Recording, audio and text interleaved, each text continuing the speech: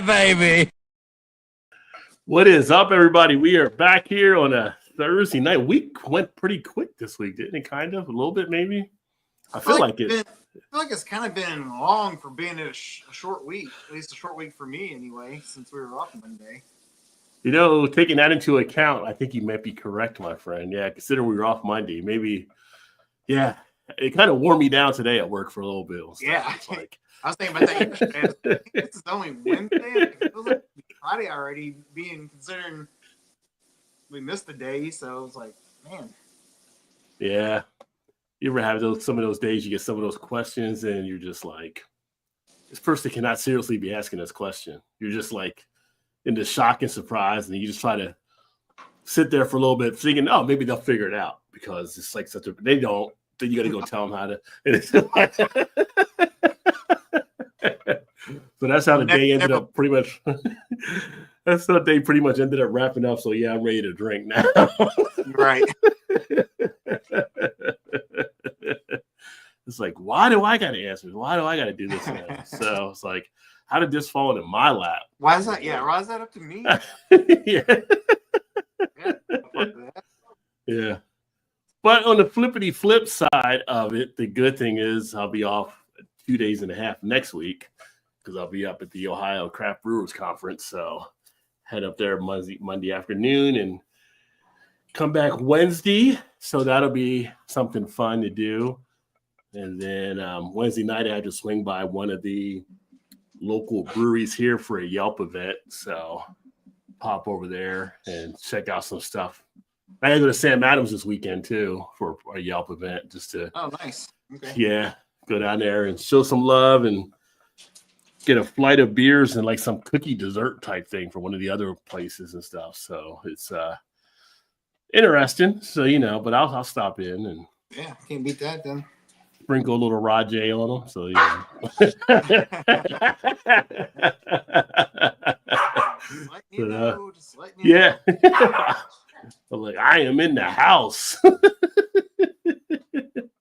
What up, Tater? Cheers, my friend. Good to see you. Up, Tater? Happy Thursday. JV, I don't know if it was you or Tater first. Tater had to comment up ahead of you, JV. So controversy. Yeah, you might have been second on that one. I don't know.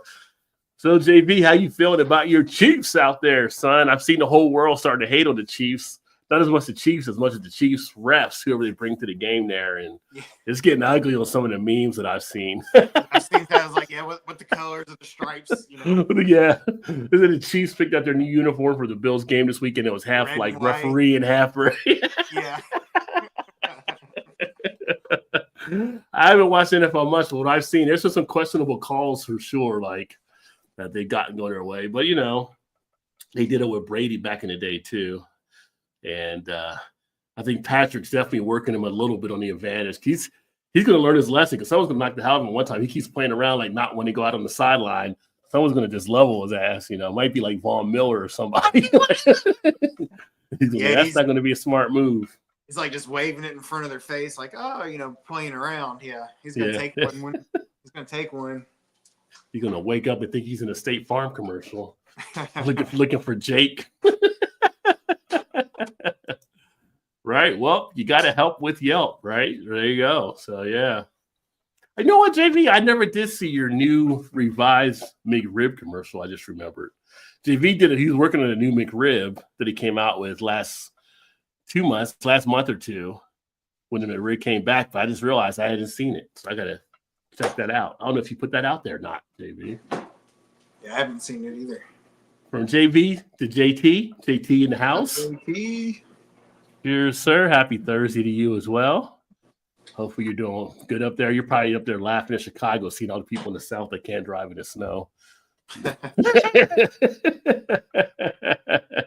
They got some messes down there for sure. Like, apparently, like, I guess the night before last, some of the people had to sleep out in the highway because they couldn't go anywhere. They were stuck out there. So they don't know how to drive in that stuff. 5 inches, that shuts them down for sure. My brother's heading down there Sunday. A couple of his buddies. One of his friends who lives in Florida. Pretty much lives here, but he has a house in Florida, I should say. He's back in Florida. But I was like, did y'all get snow down there? He's like, no. Because he's kind of like right on the outskirts of Tampa. So he's like, yeah, we didn't get nothing that far south. Yeah. Like, okay. Well, I wasn't sure. Did it just say, snow in Florida? So I wasn't, the panhandle, I guess. But wasn't sure how far down it went. So. Yeah, they showed the snow in Pensacola. So that was kind of interesting to see. Yeah. And then I saw people ice skating in New Orleans with the snow on Bourbon Street. It was like iced over. And then, of course, you had stuff through Tennessee and Georgia and Louisiana. And I don't know, JV, did you get stuff in Arkansas? Because I think Arkansas might have got some stuff in some parts too. I know Texas did. And they weren't. Houston was not used to it for sure. That like shut them down. That was kind of surreal seeing what they went through. The snow here that's left over has melted some, and then it's just iced over again overnight. It looks like complete, I don't know. Like an ice rink. Ice rink, yeah, basically. Of course, I know as soon as you step on it, it breaks, but it looks like all the yards and stuff are pretty cool looking. Yeah. Yeah, we got stuff pushed to the side here, but it's like ice blocks. So, because it's too cold. It's like it can't melt. Run today, we got over 32, so maybe melted off a little bit more. Same here. But I think they're calling to be like up in the 59, 60 by Wednesday or so, I think. That'll be about right. The way the weather patterns have been, yeah. And then probably immediately followed by 4 or 5 inches of snow or something. That's usually what happens. Yeah. Hopefully our friends in California do okay because they got the winds kicking up now again, and that's causing more issues with the fires out there. So lots of stuff happening. Lots of stuff. Oh. Hope we get the 3-peat, then we can lose a couple years and win. Well, if you get the 3-peat, you'll be making history there. So, oh yeah, because no team's done a 3-peat in all the years. So, I think the last one was it the Dallas Cowboys had the last chance to 3-peat in the 90s. Well, I thought, or the Patriots never went back to back. I don't think, or did they? I think they went back to back, but they didn't 3-peat.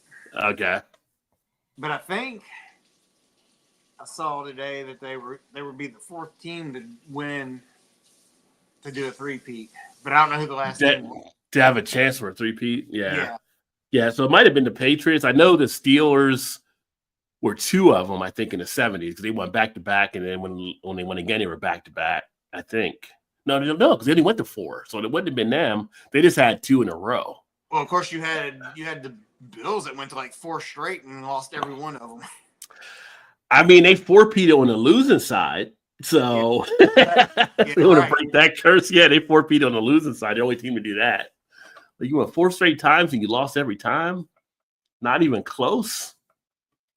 We got editor Shannon in here adjusting some things. Producer Shannon. She want to turn the Bluetooth off so she can listen to her headphones. Now in key grip, Shannon. Yeah.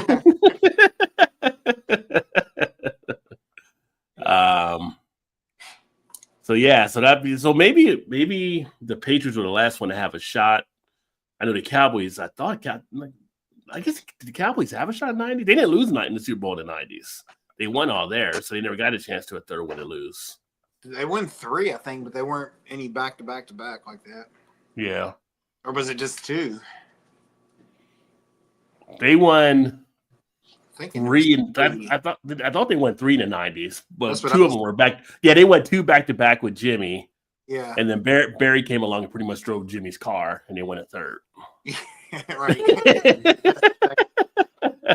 Right. Just think if Jerry Jones wouldn't have screwed that team up, they could have won like multiple more Super Bowls. Jerry Jones screwed it up with Jimmy Johnson, and it was just like fell apart after that. So doing what he always did best. It was he's still screwing them up now. Too much of his thumbprint on everything. Yeah. Just leave it alone. Stand back. Instead of letting the people that he hired to do that do their job, What's up, JT from JV? He said Steelers 74-75, Dolphins 72-73. I know you had the Cowboys in there too.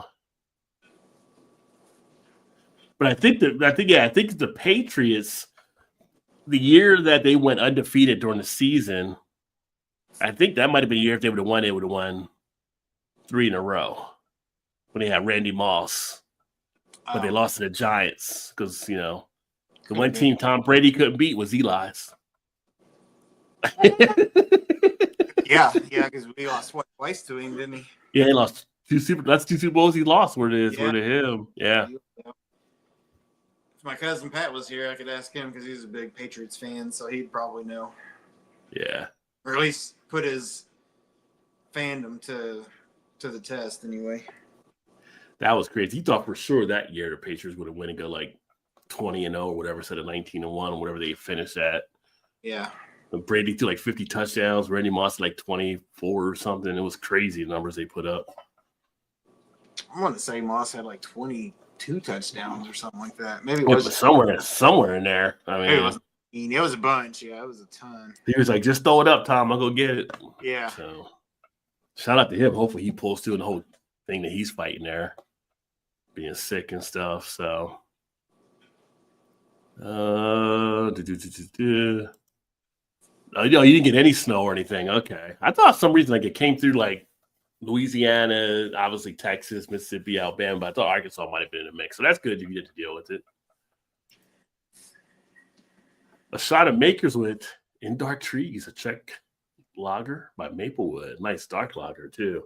Nice. Yeah. Which reminds me, since JT said the shot of Makers, the poll question out there this week, it's kind of not as exciting as some of the other ones. I don't know if we get as many debates tonight like we did in the previous 2 weeks or the previous 2 episodes, but of the 4 spirits I listed out there, non-beer, what is your favorite spirit to enjoy? So I had vodka, I had bourbon, I had tequila, and I had rum. And right now, bourbon is leading at 43%. Actually, no, bourbon and tequila are now tied at 43%. And then vodka is at 14%. The rum hasn't hit on the board yet. Yeah. Rum might be the Frosty the Snowman. I was gonna say it may not get it. I like some good rum now, especially when you're in Jamaica, sitting on the beach having some rum. Yeah, it works out well. Or Dominican Republic, or anywhere in the Caribbean. I mean, is that? Are you taking that as shots, or are you drinking them as a? It's just your preferred spirit of the 4. Like if you had to choose one of the 4, which would be your preference? And the reason why I ask that is because if I was pouring a drink just a sip, which I know you probably really ain't just drinking vodka or tequila straight, or probably gin. I guess you could, but I don't. You never did tequila straight? No. I'm saying like pour just to sip on and drink. No, I do. I do tequila, and that was what I was gonna say. Is like if you're just doing like a drink where you're pouring and just sipping on it, whatever, for sure bourbon. But if it's just in a shot form, whatever, I'd tequila all day.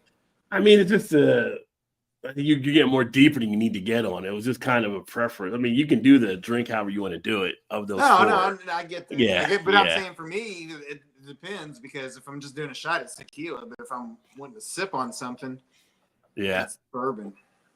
Well, gin and scotch would have been good to put in there, but I only have 4 spots as well, so I had to limit there. So, I used to work with a guy. I used to work with a guy who loved scotch, and he would say, unless you buy really good, kind of expensive scotch, it was just garbage.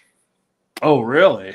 That's what he says. Now, I don't have any experience with scotch. Never. I think I've tried it a couple times. Yeah. I didn't care for it, and he was like, "Yeah, you kind of gotta go out on a limb and spend the extra money for a good scotch because it makes a big difference." Is where like a bottom shelf, cheaper type scotch. He's like, yeah, you don't want to drink that. If that's your first go around with it, you probably won't like it. And I don't know enough about it, or even when I was drinking, I was like, I don't know if it was in, it might have been bottom barrel stuff. I don't know, and maybe that's why I didn't like it. But right. He's like, no, you definitely got to get the good stuff when it comes to that. Which I'm sure that's the case with most most alcohols, but.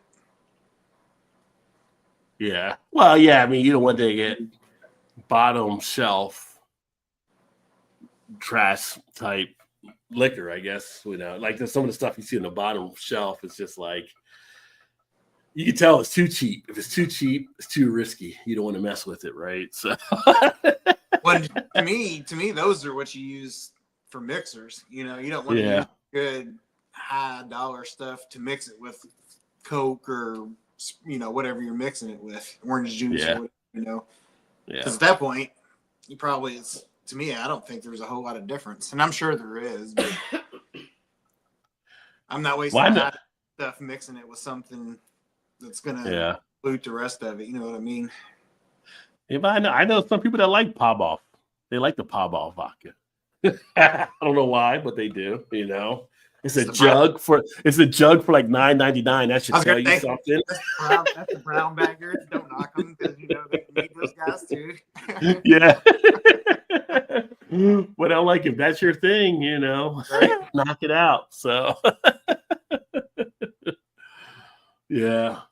Well, some of the people too, like some of the whiskey guys, like some of the bourbon guys, some of the stuff they pick is just like, I like watching some of their channels because they'll tell you like, this is like $60 a bottle. It's like, it's not worth it. You're better off getting this one over here from like Makers. That's $40 a bottle or something, Right.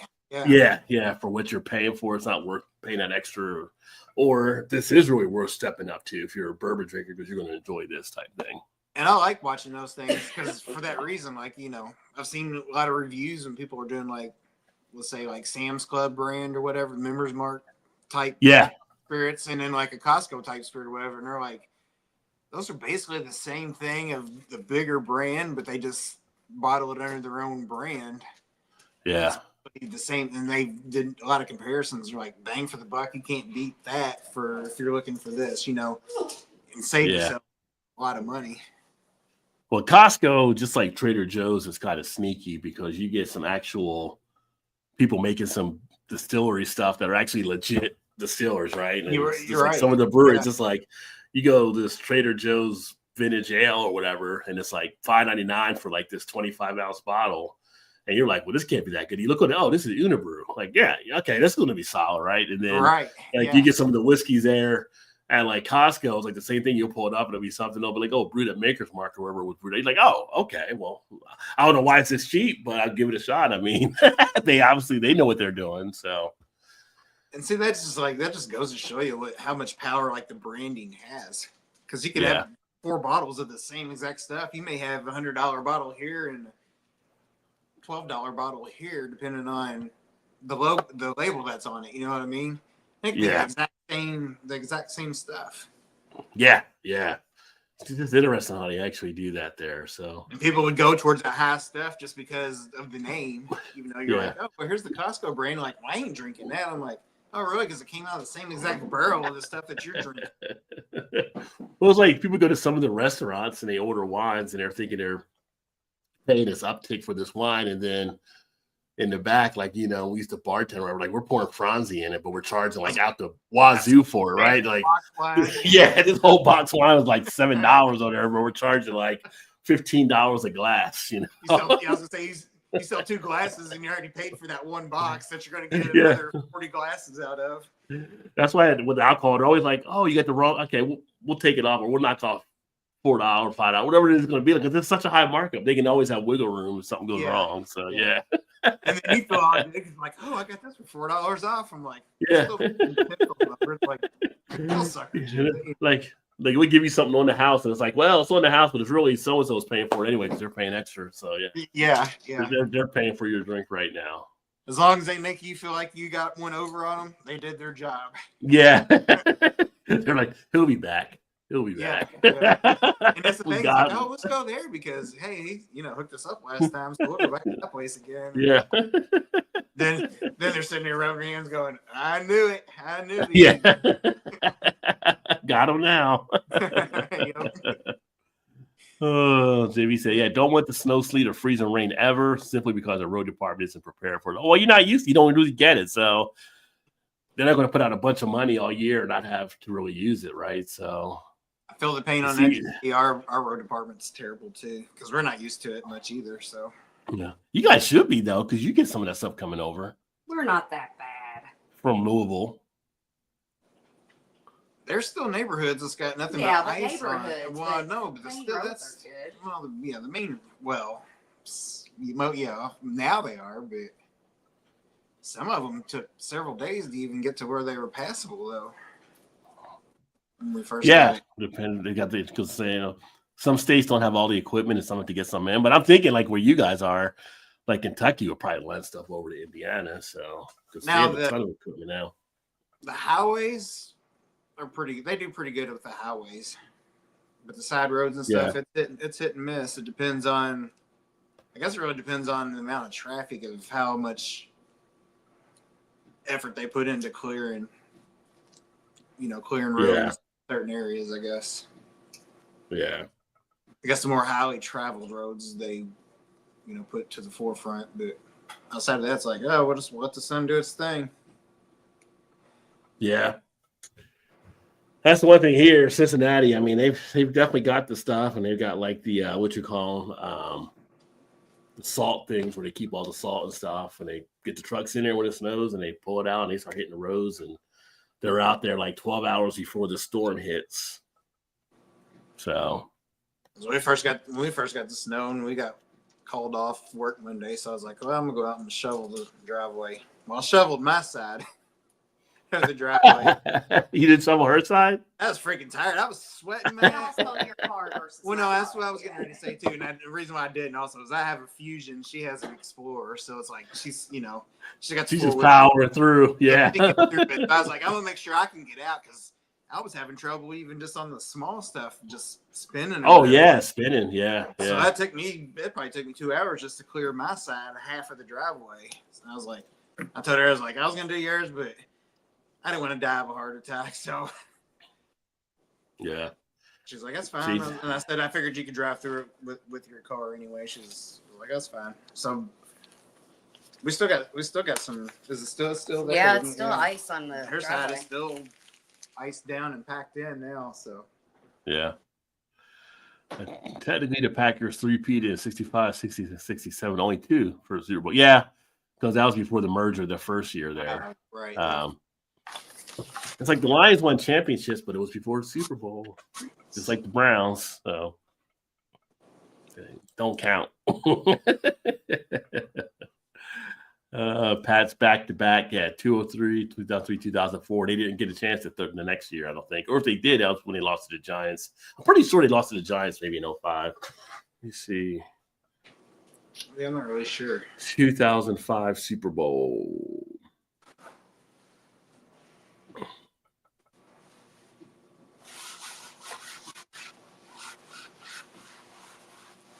And now we're what's his name? Well, 2005 was 2004 because that's when they beat the Eagles. February 2005. So it must have been the next year, 2006. Yeah. So 06. Oh, no, 06 was the Steelers, and they beat the Seahawks that year. Oh.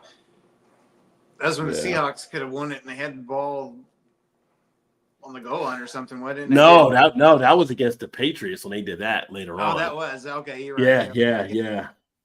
That was the Russell Wilson years. This was when they had That's right, what's it called with their quarterback then? I can't remember who it is now offhand. But yeah. But I don't know. We'll see if the Chiefs do it. What was that? They could have handed the ball off and he ended up throwing an interception in the end zone. And that what it was? Where Russell Wilson threw the interception in. Like I could just hand it off to Marshawn Lynch, I think was the running back then. It's like just hand it off for 2 yards. Pete Carroll being Pete Carroll, just doing some stupid shit, right?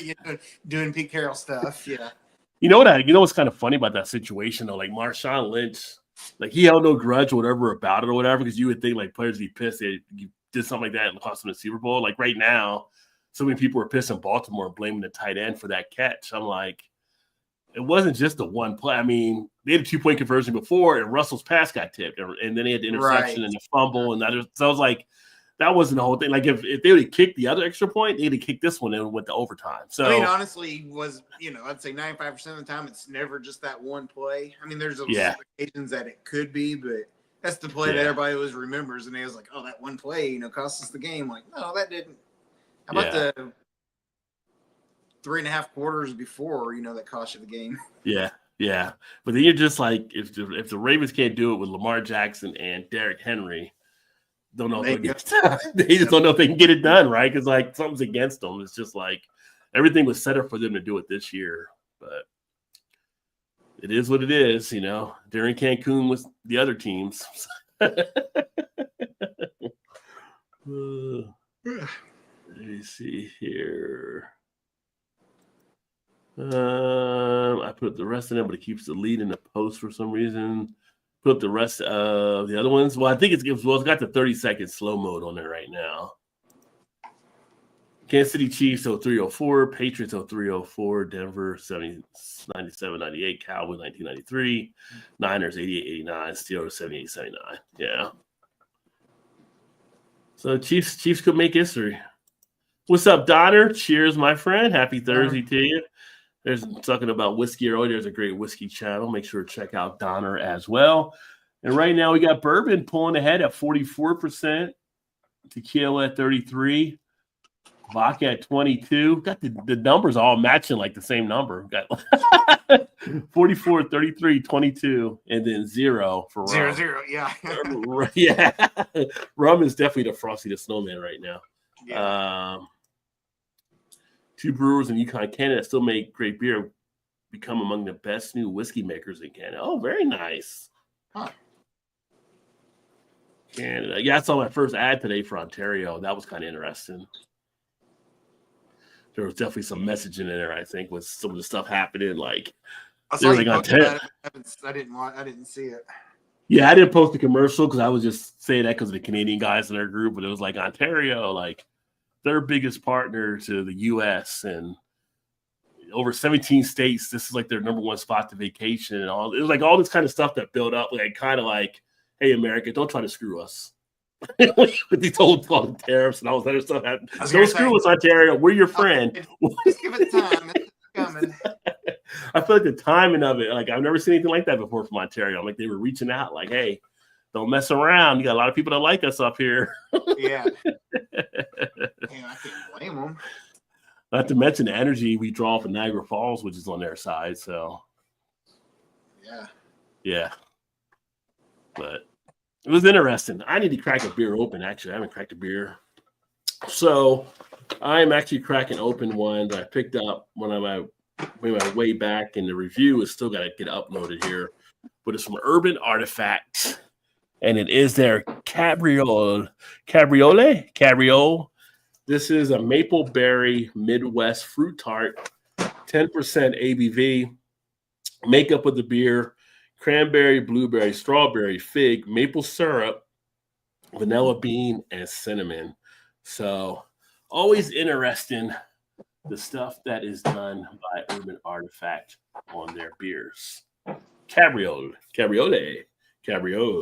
Reward the curious is the slogan on the can. Can't go wrong with little Urban Artifact. No, they might make it. They seem to be doing all right. Yeah. Oh. Speaking of Urban Artifact, I've got a beer list of the breweries that'll be at the beer fest. Okay. Yeah. So that'll be fun. And what do you got? You drinking anything? So I'm gonna pop one open in your neighborhood also. This one is from Listerman Brewing Company. Another solid brewery.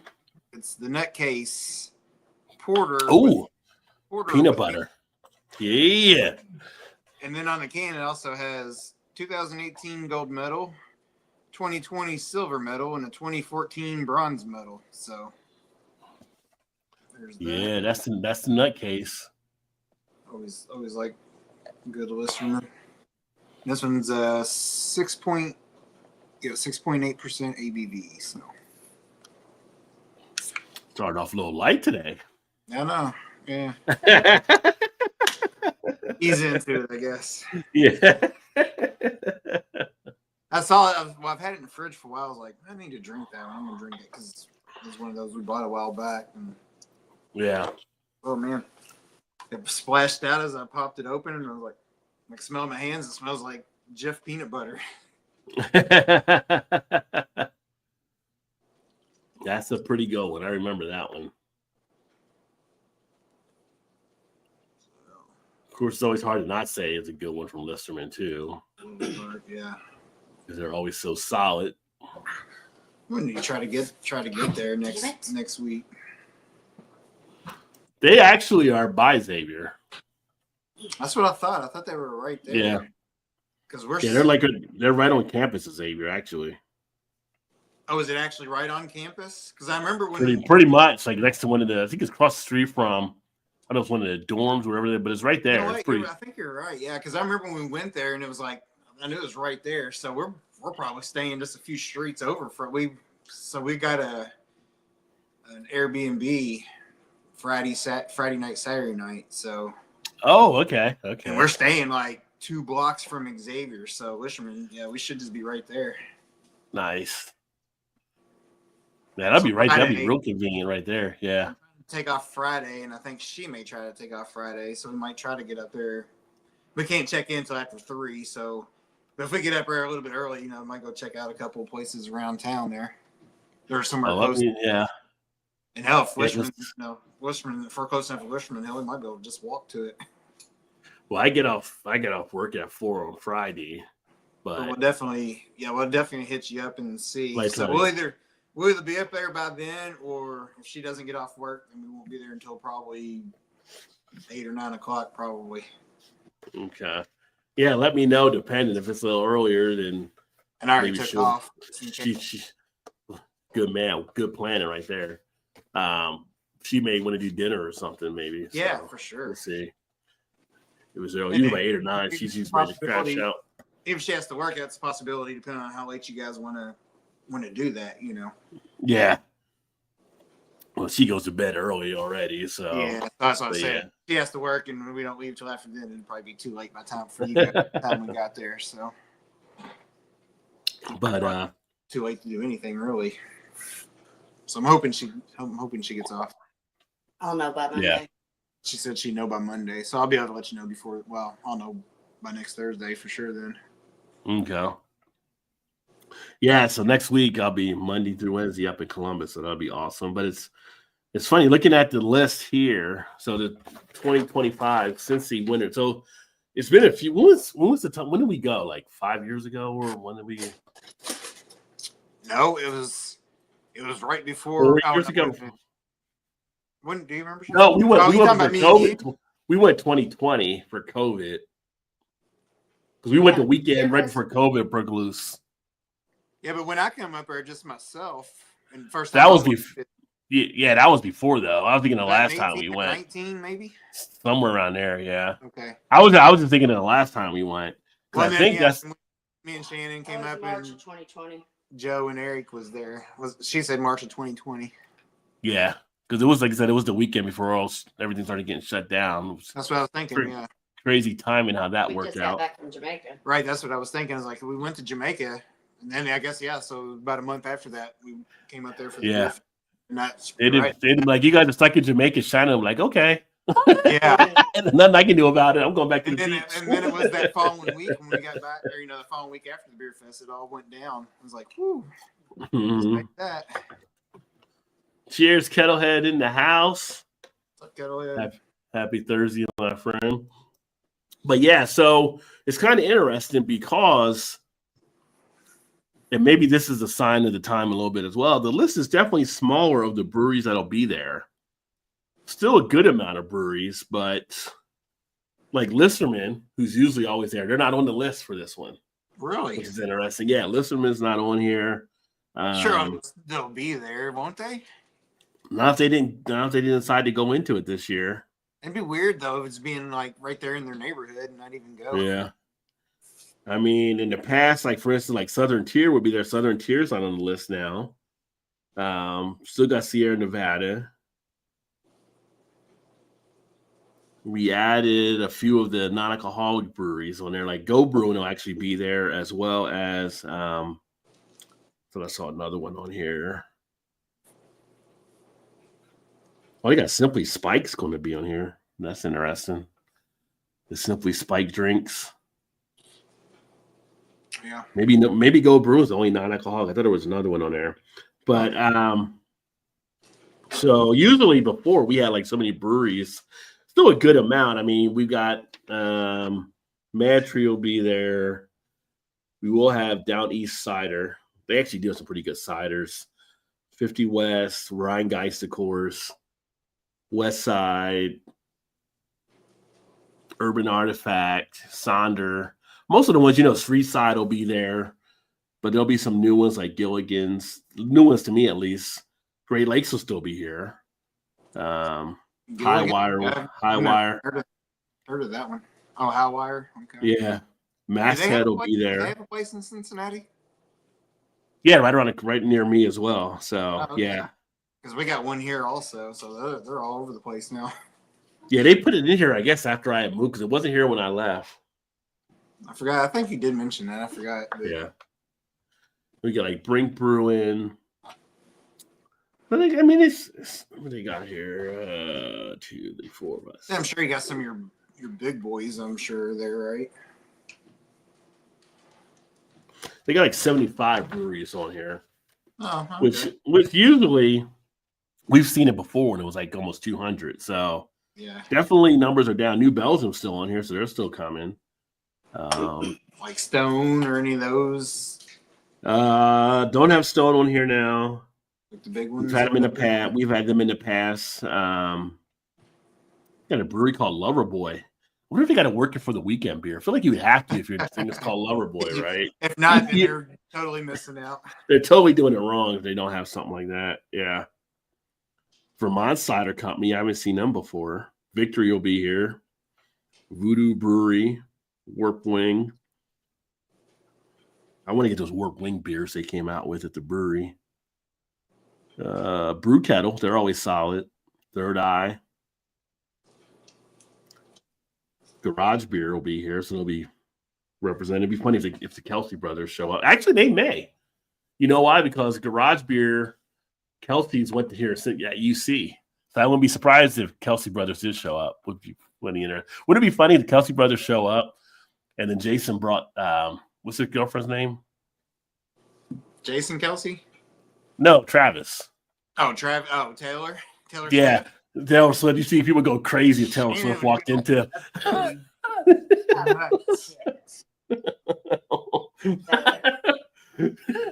He's trying to be punching you like, is that Taylor? Is that Taylor? Is that? Might be the only time we see Shannon speechless. Yeah. Yeah, I'd like to see that. Yeah. Columbus Brewing will be here. Oh, Cycling Frog will be here. So Cycling Frog, they actually do THC drinks. So if you're curious about THC drinks, we'll actually have them in the house for that too. Braxton. Yeah, I got decent breweries that'll be there. Alexandria will be there. Bad Tom. So, yeah, it'll be just interesting. But when I saw the list, I was like, well, that's less than usual. But, times change, things change. Is there in Indiana stuff there, like Three Floyds or 18th Street or anything? DC? No Three Floyds. No 18th Street, which they have both been here before. What about Bell's or any of the big ones like Michigan? Bell's has been here, but they're not on the one now. Oh, no, I'm sorry. They are. Bell's is here. Bell's is on there. Bell's is on there, and Blake's Hard Cider's on there out of Michigan as well. Three Floyds, though, is interesting because they are usually on here. Fatheads is on here, so Fatheads will be there.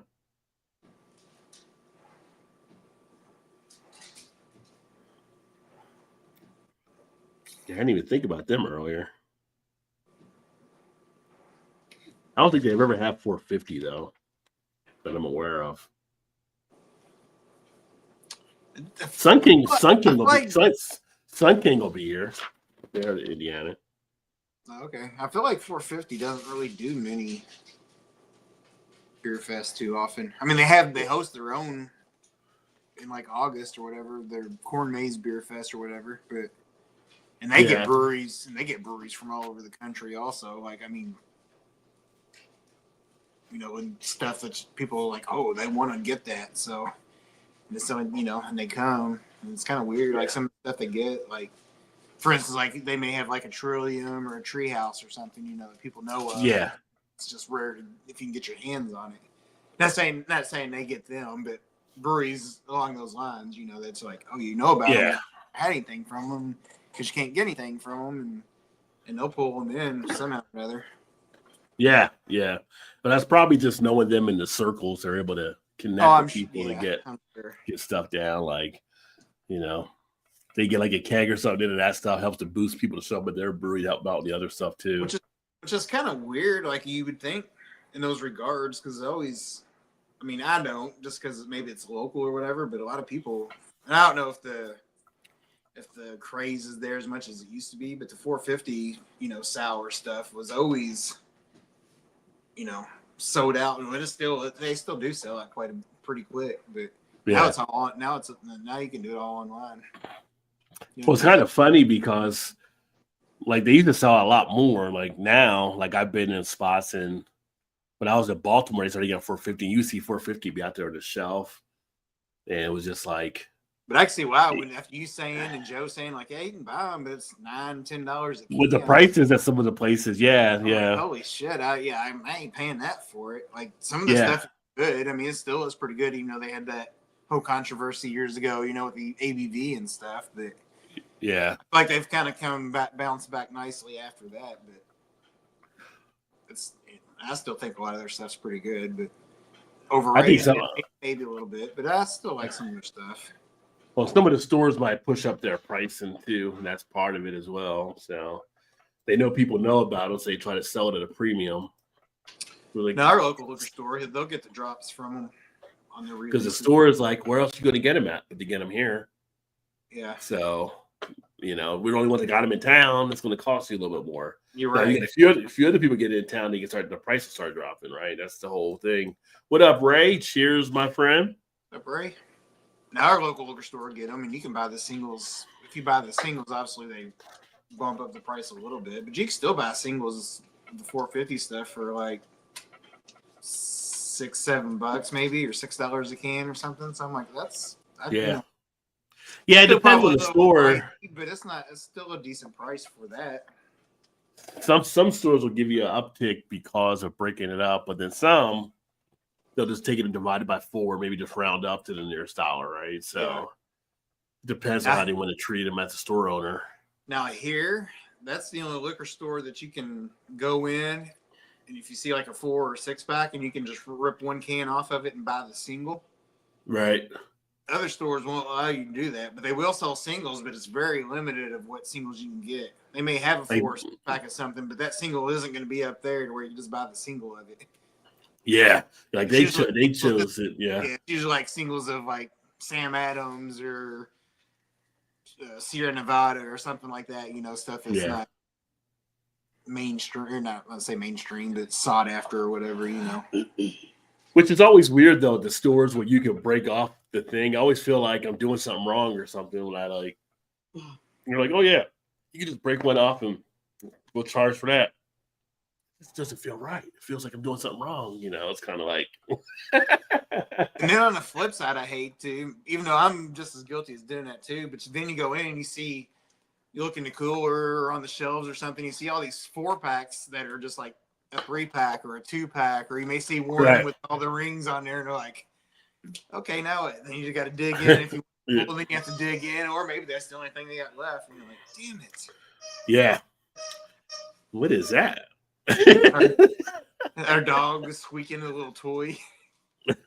So somebody was like, get a midget on there and a little bike ride around in a circle or something. So you guys get the circus over tonight?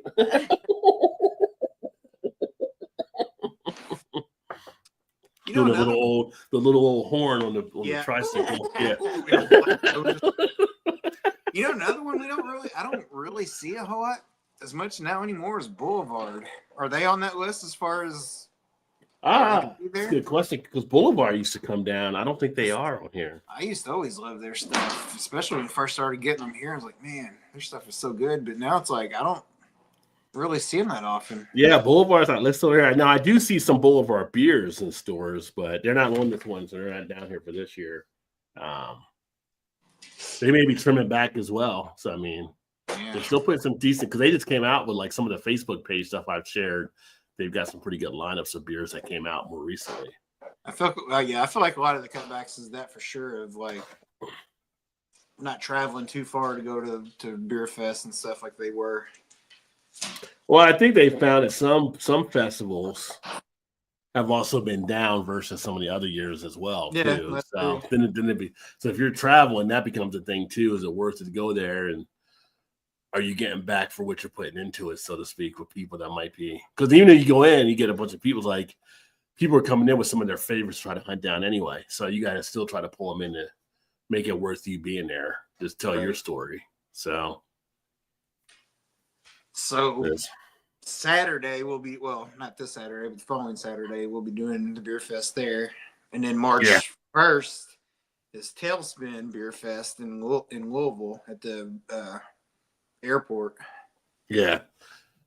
Is it, and it's back in a hangar this time again? Because it wasn't in a hangar last year, you said, right? It was something.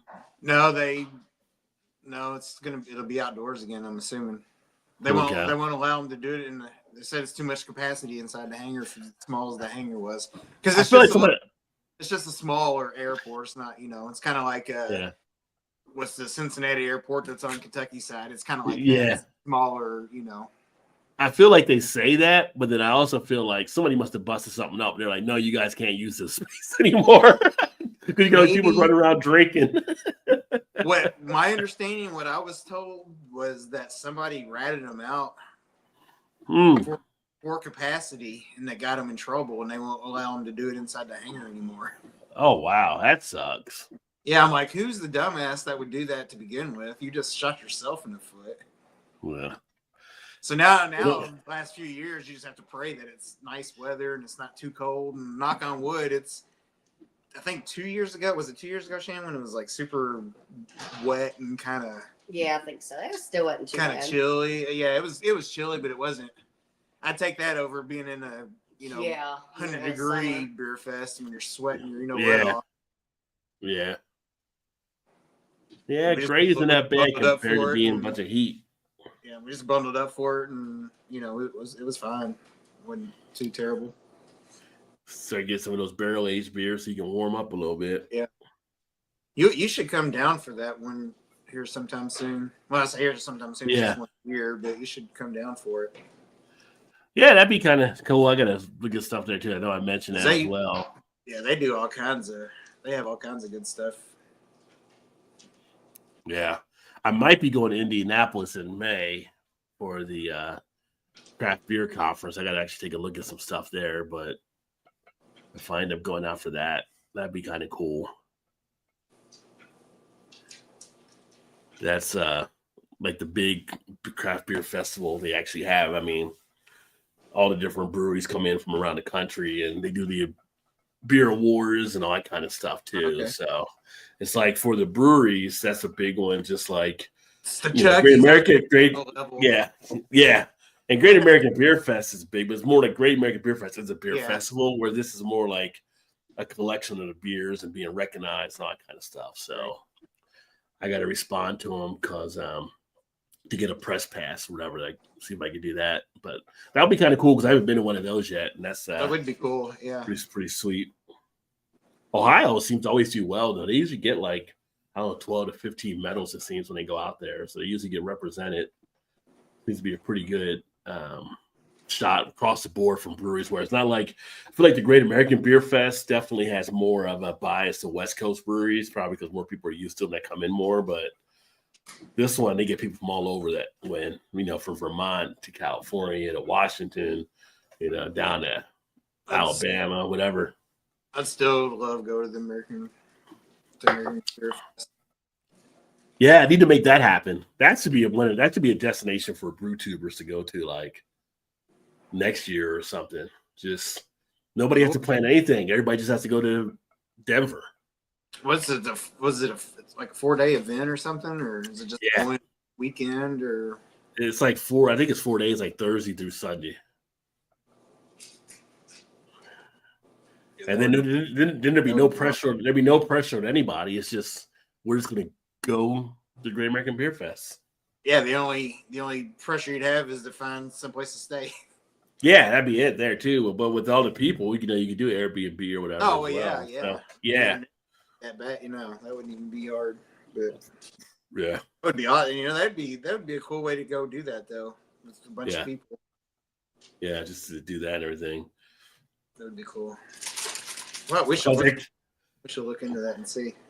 Yeah, because it could be destination type stuff. Like it's just like everybody meet up in Vegas or something. You know, there could be other stuff to do. So I don't know. I feel like it's pressure falls on one person. Sometimes they can get over swamped with just trying to, you know. I mean, that is kind of a lot to put on. That is kind of a lot for a person to take on. Yeah. And dozen people plus showing up to expecting you to show them around, or not say they expect you to, but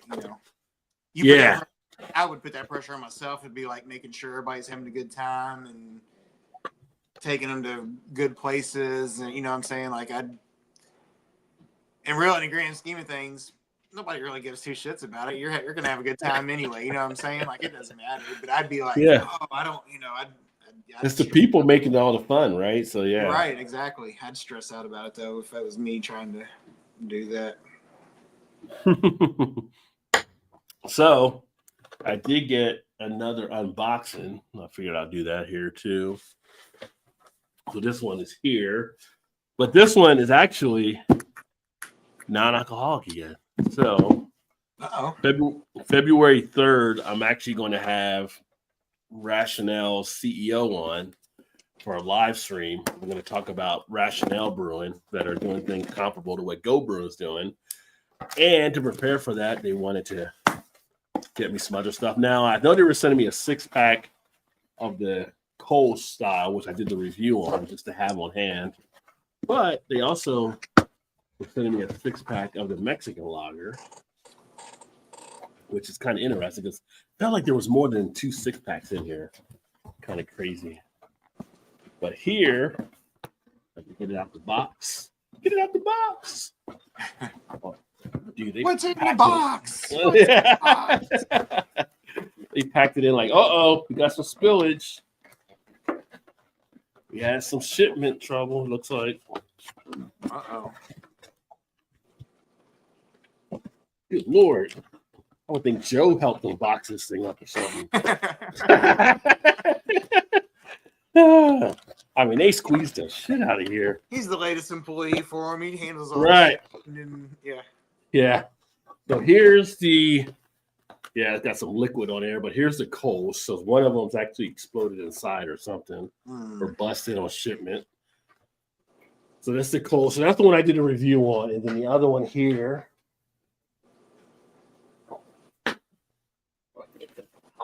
is the Mexican lager, which this one has leakage on it too. So I don't know, we're busted in what. So I'll have to check that out. But there's some of the Mexican lager spilling out. That sucks. But I mean, 5 cans instead of 6, so not the worst thing in the world. So I'll be sharing some stuff on those. I'm finding some good, interesting things with some of the non-alcoholic things, though. So I'm not hating on them, that's for sure. I was going to say, if somebody tuning in just finds like, you're kind of scaring people, Rod. You're going I mean, NA beer is still beer. It's just, non-alcoholic. It's made just the same way beer is with alcohol's taken out. So you got to moderate. You got to find that balance. So however that's done, whether you're cutting back or you're mixing it up, makes sense. I need to try some of those just to see some of the newer, craft style NAs that are out there. Yeah. Well, I'll probably have a few of these around when you come up. So, especially like say, if you drink one regular and one of those or 2 of those, and then just mix them in with your others, Yeah. Especially if they're that close to the real thing, it's like you'd probably never even know the difference after a couple. So this is one I'm going to drink now that I was looking forward to picking up. I posted on the Facebook page. I think you saw it, but it was from Esoteric and Almatic. It was a collab, all black everything, breakfast stout, 7.9% ABV. Ooh. So they did a collab with this. And All Black Everything is a special collaboration between 2 Black-owned Ohio breweries coming together to celebrate Black History Month. The breakfast stout features rich flavors of roasted coffee, dark chocolate, flaked oats, and a hint of vanilla for smooth finish. So 7.9% ABV.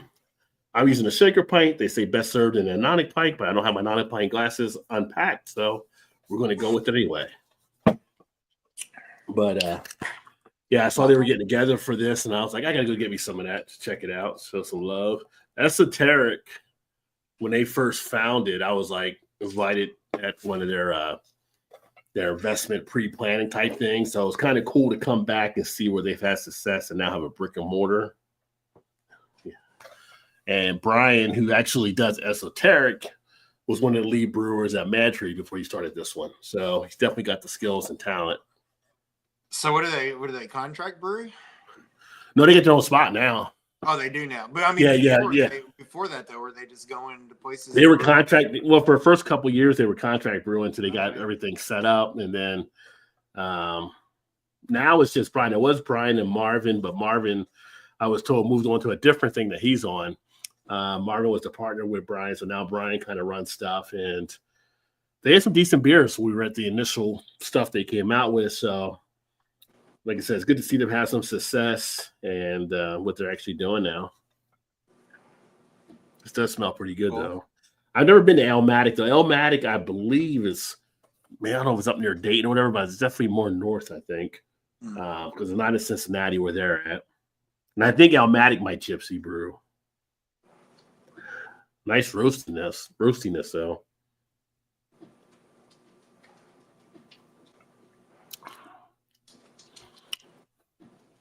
Pretty smooth. Nice dose of chocolate. Makes me think of that. Well, you're too young for that, but it was old. I was too young for it actually too. But I remember seeing like reruns on it when they do like advertising shows, but it used to be like old Hershey's commercial, and then the guy would be like chocolate. JT might remember if he's still there. Like it was some commercial. Yeah, it was before me, but it came out like in the '60s or whatever. And it was just like some Hershey's commercial, and the guy would be like chocolate. Yeah.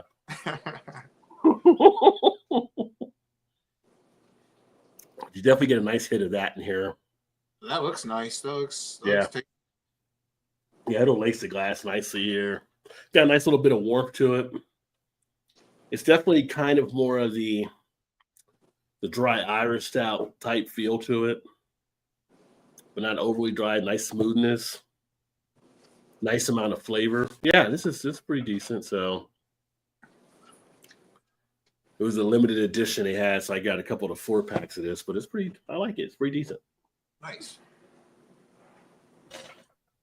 Definitely get that flaked oaks underneath because you're getting a nice creamy base into it as well. They're in Cincinnati? Yeah, they're in Cincinnati. Yeah. They're like Walnut Hills, which is from where I'm at. When I went over there, about mile-wise, it's like 5 miles or whatever, but then drive wise about 15, 20 minutes or something. So, and they'll actually be they'll be at the beer fest too. Okay. Are you close to like Mad Tree? Is that what are you right there? Mad Tree's the closest one to me. So Mad Tree is basically it says a 20-minute walk or like a 5-minute ride. Definitely do the ride because the walk doesn't take the walk's uphill. Yeah, coming home a little easier because it's downhill, but going uphill and we've been to Mad Tree, but we went to Mad Tree. Didn't we go to Mad Tree? Well, y'all went to Mad Tree after I left. Yeah, that's what she took you guys to after that. Yeah. Because then you guys were like, "What's a madhouse over there?" I was like, "Oh yeah, they probably had the soccer game on." Like, yeah, they did. Like, yeah, they have crazy crowds for that. So we've been there into shit. What's the one that's in the warehouse, like at the 4th floor of the warehouse? What was that one, Shane? Ryan Geist? Yeah, Ryan Geist. Yeah, Ryan Geist. Yeah. The name just slipped on my head, but and that was pretty cool. You went to Ryan Geist after me, or was that a different day? Like, nah, it was just the weekend. Her and I was there. Okay. Yeah. I don't remember what we were doing. That was a long time ago. Was that in the spring or summer when the rooftop deck was open?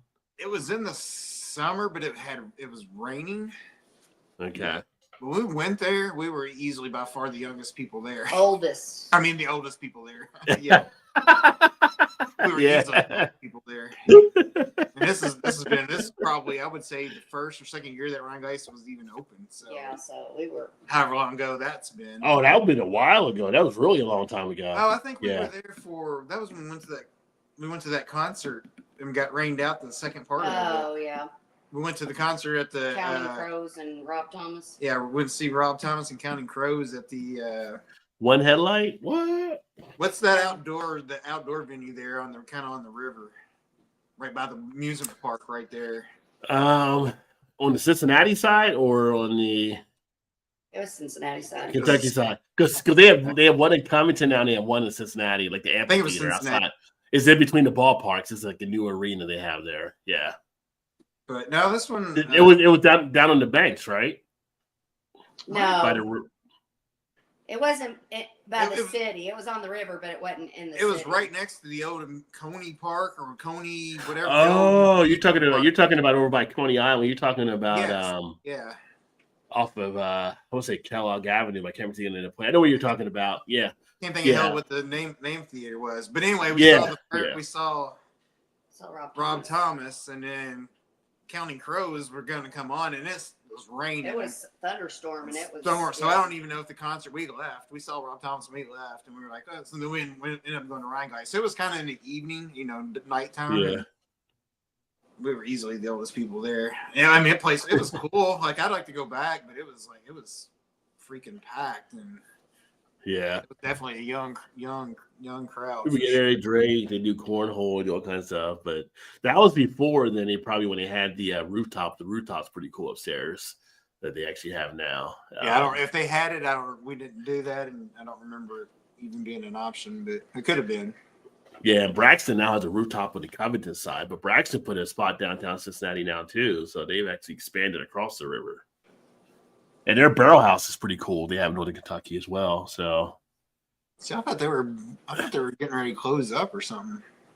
that was just Braxton Labs. That was at Party Source. Right. Well, After COVID type stuff, but they still have the other operations. And Okay. they just closed that to drinking. I think they still make the Braxton Labs beers there that you just can't go there and drink now, which sucks. But That was still a great day when we all went there that day.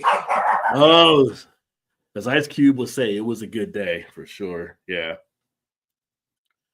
Fun time, fun beers. Was now being back. I can get dark charges again too. So I just didn't even pick up any of those yet.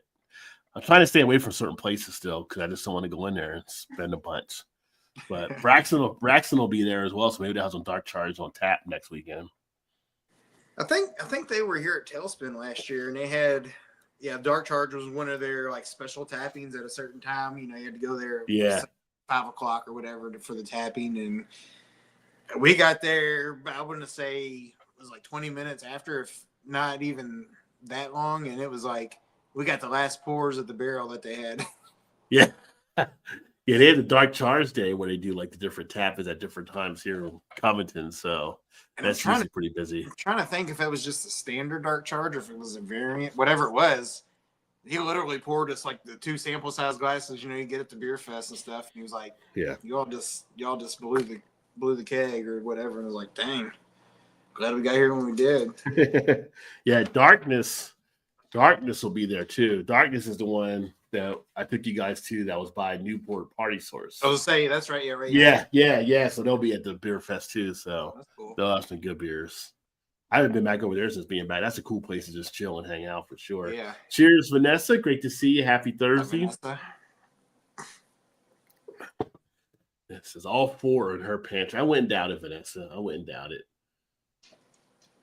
Oh, somebody finally voted for rum. So bourbon's at 36% and vodka's 29 now, and tied with tequila at 29. So vodka came up, tequila went down, and rum is now at 7 and on the board.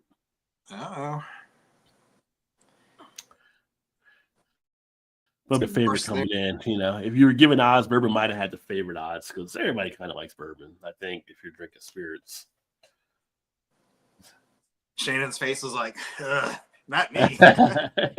Well, which one would she choose? I don't think she voted out on it, but out of Vodka, say bourbon, tequila, and rum.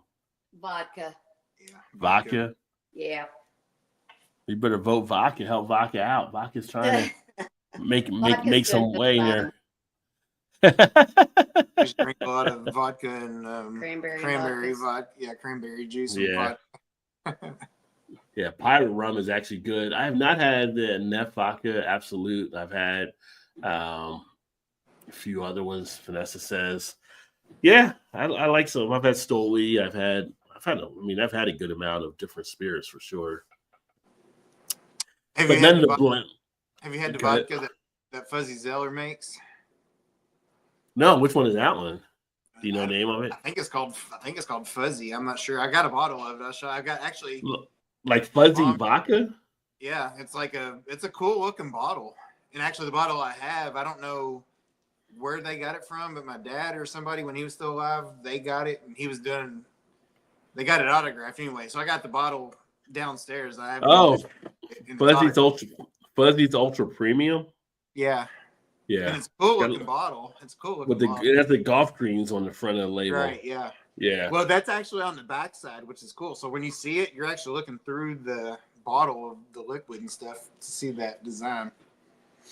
I wonder how many celebrities are actually involved though on stuff. They just say use my name and they get paid like a royalty on it. They get a royalty, yeah. I think that's what it is. Because everybody and their brother that's a celebrity has got some sort of alcohol tied to. Yeah, because some celebrities don't even drink and they're like on alcohol stuff. And I'm like, how you like how do you know if it's any good or not? Yeah.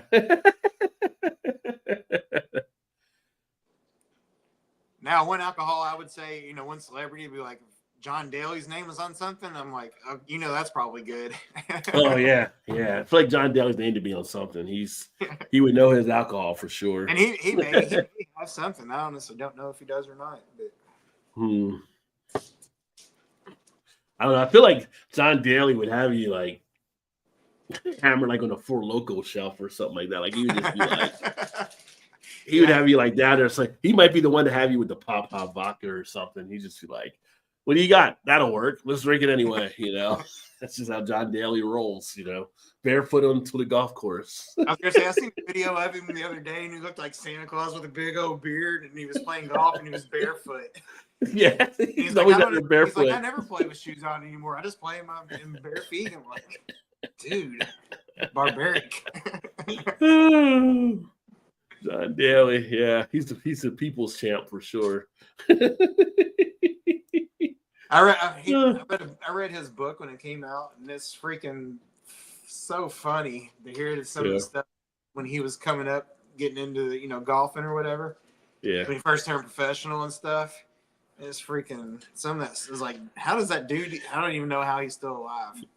I feel like if there were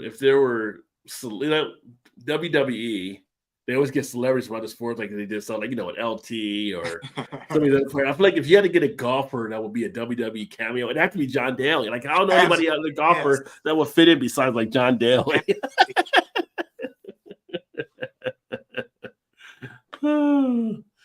Tequila in there too, Bloody Marys that taste like a shrimp cocktail sauce. Cannot find Tippy Cow anymore. Rum with cream, flavored chocolate or orange were tasty over ice. I wonder if they cut some of their distribution on it. Pretty sure Devontae Adams does not actually have a Taco Bell. Now, I'm pretty sure he doesn't. But if you could have a Taco Bell in your house, would you? If you could have any restaurant in your house, would you have a restaurant in your house? Like, if they said, we want to give you one restaurant that you can have in your house, custom made. Fast food or any, just doesn't matter. That opens up a whole different thing. You say other stuff. Like, give me a Jeff Ruby's in my house, right? Like, sorry, yeah. I'm coming up with Shannon stuff.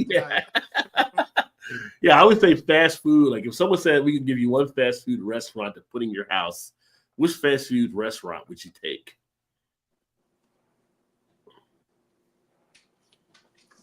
Fast food for me would probably be.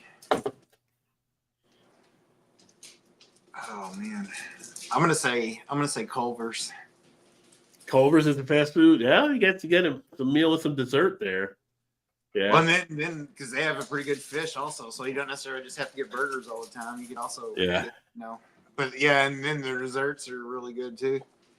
But you can have Culver's because I like your thinking though.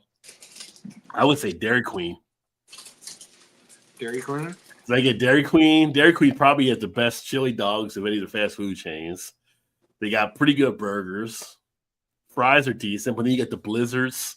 Yeah. You got the little cookie sandwich ice creams. You got the cones, the ice cream. So I mean, it's all kind of endless options with Dairy Queen. Making me fucking hungry.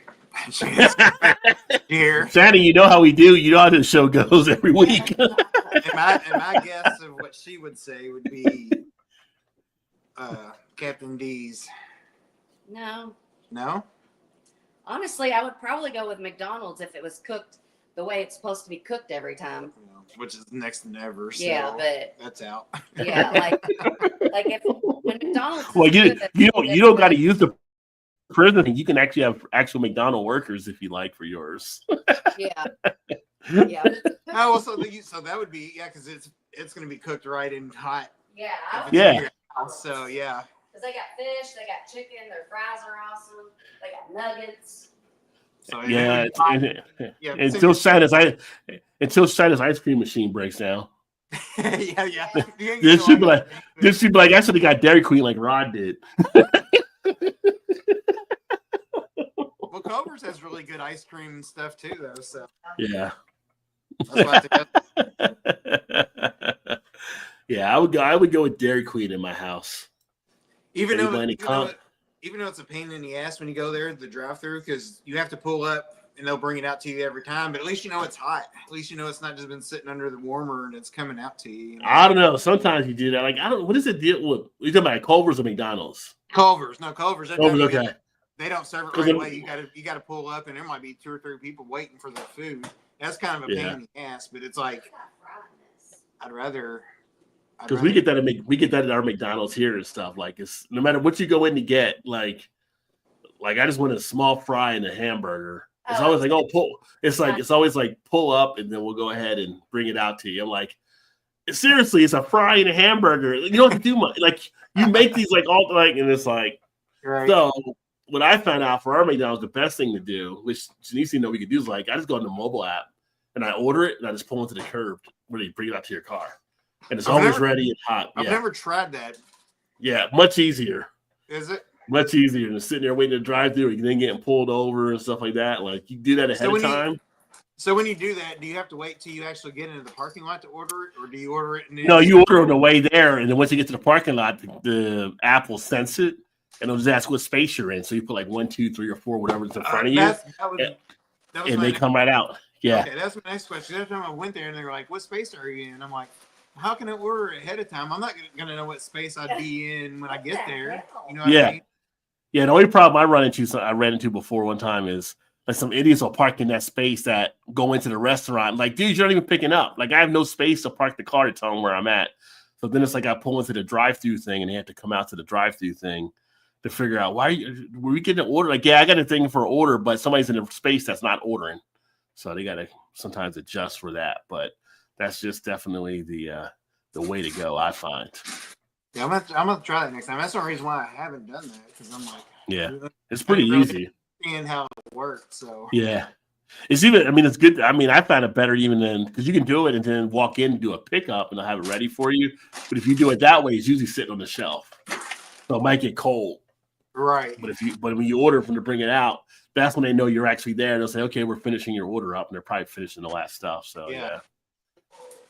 And then a lot of times, like, you know, you go there and McDonald's drive-through is wrapped around a building or something. It's like, that's probably way faster too. Oh, it's definitely faster because the mobile orders come right in and they go right where they need to go. So,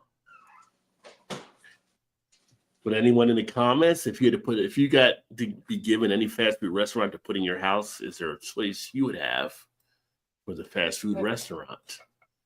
JT says hi to Ray and Vanessa. AJT, Ray, fries in baskets and fresh made breads and pizzas in the house. What are you saying? Pizza Hut? Like, what are you putting there for that? So, like, what restaurant are you gonna put in there?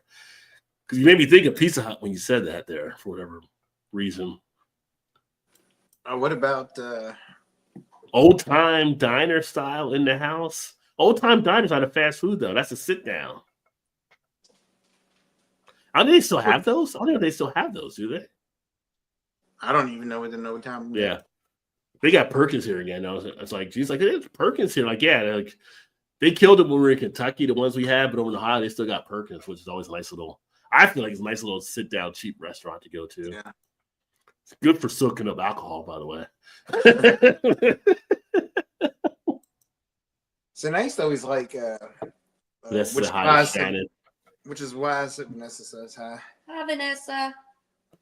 I used to always like, which is why I picked Culver's, but I used to always like Steak and Shake, but they can never get your shit right. Oh yeah, steak You and never shake, know, yeah. you know, like this. But to me, that's kind of what Culver's reminds me of, a little bit of like a Steak and Shake type burger or whatever. But Yeah. I think it's better. And their fries, their fries are better. Culver's is ice cream and custard, or they have custard or something, or I is don't it know. custard? I know they have custard, but I don't know about the ice cream part of it. Do you know, Shannon? I have no idea. Because you said ice cream with Culver's, but I think it's custard, right? They have. I think it is. Yeah, Culver's is Okay. custard. But they may have both, but I'm not really sure. I don't know Never what had- the damn difference is. Both taste like ice cream to me. Yeah, what is it? Well, custard is different than ice cream. It's a little more creamy or something, isn't it? Yeah, Or- yeah. I don't really know. The Food That Built America, interesting tale on that one about Carvel and Dairy Queen, how they got started. How they were kind of. Yeah, I've But like, seen. but like the Carvel was a mistake because the regular ice cream had started melting and got mushy. And the dad was like, saw what happened. He was tasting. He's like, this is actually pretty good. He went to run with it. And his son was like, nobody wants to buy mushed up ice cream, like, and need to fight his son on this stuff. But it ended up being how Carvel got their start. And then Dairy Queen had their soft serve that came out later on. So, I haven't watched that show in a while, but it's always good little food facts they have on there. You know, I haven't either. I've seen that one too. That was pretty good. Now pairing a Rittenhouse bottled and bond rye with an off-color beer for Power Plays Baltic Porter. Nice. Bread Bakery drive-through here, there. I'm also in a corner lot, so we can serve two sides of the road corner. The double serving there. But yeah. But interesting to put a fast food restaurant in your house. You know, another fast food place I like, and it's just unique in itself, I guess, kind of like Captain D's and Long John's would be, but I like Fazoli's. I think Fazoli's is really good. I don't even know if they're still a business, are they? Do you still have them down there? We still have one here. Okay. I haven't seen them in so long. I mean, for like a fast food type Italian or whatever, I think it's pretty good. I think I mentioned before, but at one point I was one of the secret food tasters for them back in the 90s. Oh, really? And and I ended up getting kicked out of the program because I didn't go enough. I was just back when I was like selling insurance and stuff like that. I was too busy working and doing other stuff. I didn't go enough that they had kicked me out, but went a few times and it's pretty decent there. So I'd have to go in. I go in and I'll order the food, and then later on I had to go online and tell them what I thought of it and all that kind of stuff. And they would just basically reimburse me for what I paid for the meals. So it was a nice little meal program. Like if I'd have kept going, they paid for lunch every time I would go. But they were pretty decent. I remember the first time I had Fazoli's was back in college when I was playing baseball, and we can't remember if we was going to like Cumberland or somewhere every time we were down like in the southern part of Kentucky or whatever. Yeah. And coming back, we'd always stop at Fazoli's because everybody on the bus was like, "Oh, I guess maybe because then there wasn't very many of them, so it was kind of just a treat, I guess, something outside of just a McDonald's or something." Yeah. And that's kind of where I started liking them, and then they started popping up around here. It's like, all right, cool. Oh shit! What's up, Trez? Cheers, my friend. Trez got his shirt. He's ready for Beer Fest now, so that'll be awesome. So Trez got the baseball tee, I think. I saw something for the baseball tee, but I didn't know who got it. Another friend asking about getting some stuff over there, but cool. Hopefully it fits well, you enjoy it and everything, and it's nice. Baseball tee's pretty solid, so it'll be easy to pick out when we get out there and stuff. Trust me, walking around doing a little marketing at Rajay BeerVentures out there. You have to send me a pic on Instagram of you and the tea. And also you got the one with the wife. You never just send me the stuff she's got, so I can put some pics up of you guys rocking the Rajay beer threads. Trez, Cheers, Todd. Can't wait to link up. Yeah, Trez will be there. Well, I know he's going, but is he going by himself or is his wife going too? Or Oh, good question. Good question. Are you coming solo? Are you bringing the wife? Bringing the boys? We need to get Jason out there too. Boys coming or what? Yeah. Hey, Trez from Vanessa. Hey, Vanessa, cheers. Trez, JT. Yes, you will. Yeah. We can get Trez into the silent disco.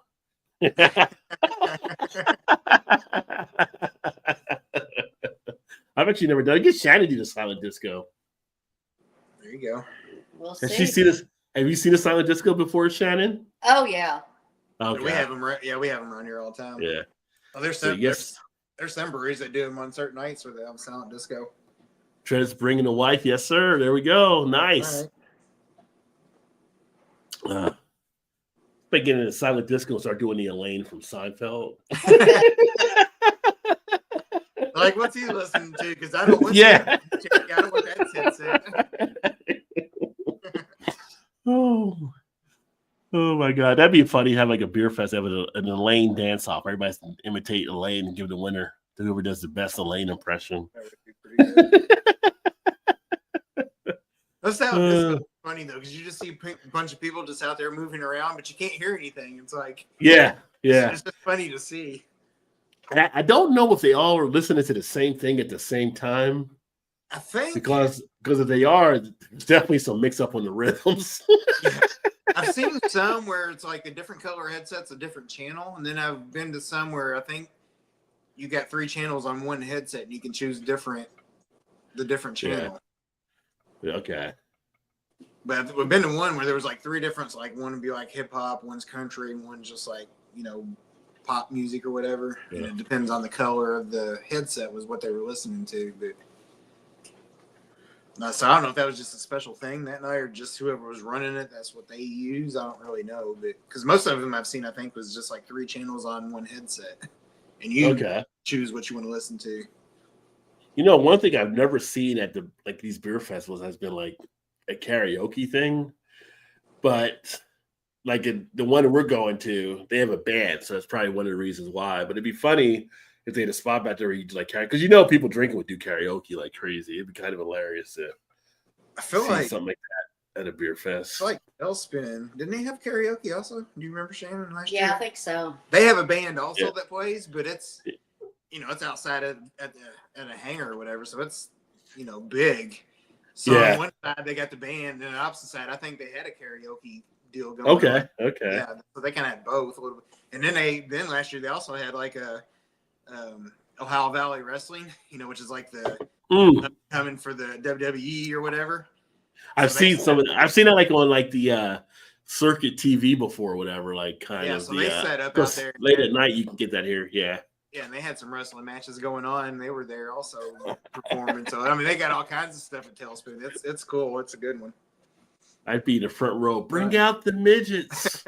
Bring out the midgets.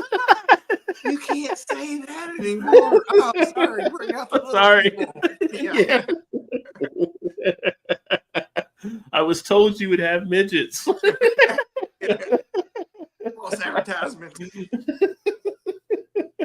Bring out the dwarfs. I'm trying to go Hobbit up in here. To me, that sounds worse than saying midget. Yeah. I was like, that seems even more offensive. I once saw a routine with Ralphie May, who was hilarious as an artist. Funny. And he was talking about the whole, whether you can say retarded or mentally challenged. And he was talking about like he had one of his relatives that was, and he was just like asking like, who would you prefer, what kind of thing? And it was kind of going through like, he's like, you try to get someone like that to say mentally challenged and not the other word, and they struggle. Like So he preferred the other word. He preferred. Yeah. Oh man. That's what I mean. It's like it may sound better, or the political thing you say, but it seems more offensive to me. Well, then you say who's the sounded better for? Like for people that are saying it, or for the ones that might be receiving it? The ones receiving Right. it might be like, "What are you talking about?" So yeah.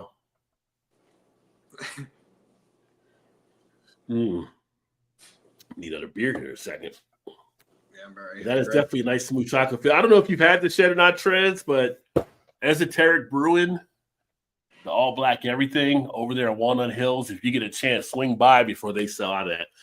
And I still got to get the other one. So, see, Trez is going to try to get me to go to Jungle Gym because he's been all over me about getting this Who Farted $60 nachos. And I've seen people post online how good this beer is. Trez loved this beer. He's like, you got to get this beer. I'm like, I'm going to try to go find it probably somewhere this weekend and see if I can get it before it's all gone. But I'm like, when I go to Jungle Gyms, I just know it's going to be like apocalypse in there. Right, yeah.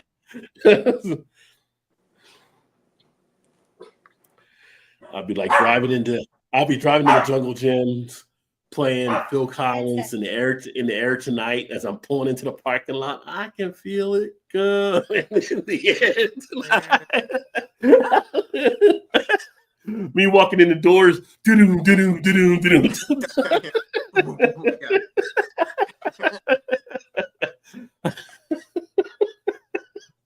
like I need a bigger cart.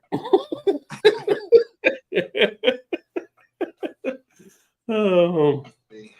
What was that beer called? All black everything. Esoteric Brewing.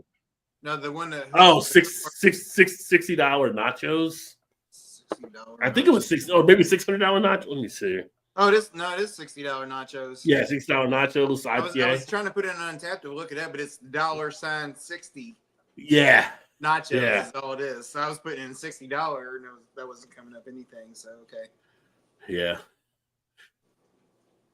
People are liking that beer for sure. Trez was the first one to give me a heads up on it, though. There for a minute, I was thinking, I was like, man, that might have been one I had from them, but it wasn't. That's why I was looking to see. Yeah. That one, I've only had a couple from them, but because every now and again we'll get drops of stuff from them, and if I happen to see it when I'm at the liquor store, I will buy at least a single just to try it because I've only had a couple offerings from them, and I've liked pretty much everything I've ever had from them. So. Well, hopefully when I'm in Columbus next week, and I did just get the agenda, but I haven't been through it yet. Hopefully Who Farted is there because I would love to get them on the show as well, talk about some of the beers they're doing. That'd be cool. I'm like, how'd y'all? I feel like I know how y'all came up with the name, but you tell me your story and how y'all came up with the name.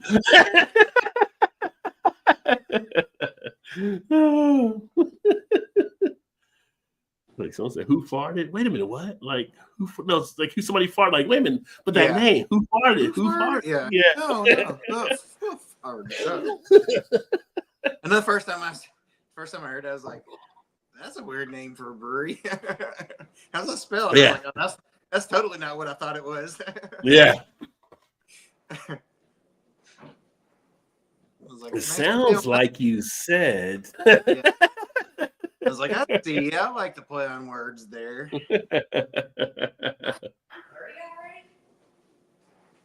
Telling these little jokes. Did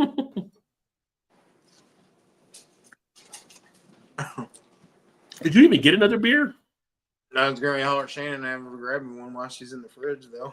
What do you want? Oh, just one of those there in front of her. Oh, give me the Alpha Claws. Oh, Alpha Claws. So we was over at a friend's house. Was it last weekend? Yeah, we was over at a friend's house last weekend, and he had like a 6-pack, and he didn't really care for them. You're like, I can help you out. Yeah, no, it's in the.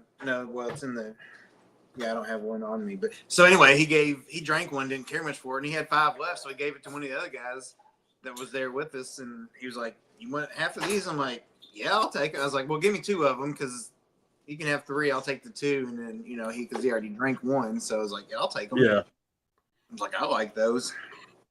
I haven't had one for a while, so I was like, "Yeah, I'll take it." Yeah, that's a good pale ale. Just giving away Alpha Claws. Shit. Okay.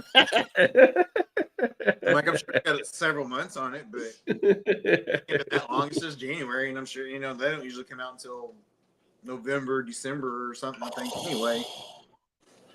Oh, one of the guys here on Threads, right? This sounds so good. He is drinking. You already know about Street Side Brewery, obviously. Street Side Brewery Imperial Stout called Cookies and Cream. Ooh. Demogorgon, play on it from Stranger Things. 15% ABV. Yeah, I gotta find that beer. 15% cookies and cream. Cookies and cream. That could be dangerous. Yeah. Nice. Yeah, I gotta. Street Side Brewery, they got game. They're not just IPAs. They got the stouts flowing too. Tell you, man, when I took y'all there, I told y'all this is like one of the hidden breweries in Cincinnati people don't know about. They're blowing up now. We get stuff from them too. I don't know how much anymore like we was, but well, yeah, you are now. But before, when y'all came up here, no, yeah, they were like a hidden secret. Now they've blown up some. I feel like they do they do a lot of sours though, don't they? No, they did a lot of IPA, a lot of hazy and IPAs and stuff. Who's the one that does a lot of sours though? That's Urban Artifact. Oh, okay, yeah, okay. Yeah. Yeah, I was getting confused. Yeah, okay. Since our main guy, when he sold the liquor store, I feel like the selection's gone downhill. It's hit and miss now. Like they'll get some good stuff, but it's not. We don't get like regular street side stuff or regular, just. Sometimes I wonder about how much those guys actually know about beer, or if it's just letting the distributor do it. Because the distributor might be choosing stuff they're putting into it, like. Well, they're gonna pick something they think's gonna sell. They don't want, Yeah. Even though the stuff that's probably not selling as much of, but people are more after, is what's I would think is selling for the certain drops. Yeah. You know what I mean? Like, now I get stuff I'm like, I don't really want that. I mean, I can get that, but I don't want it.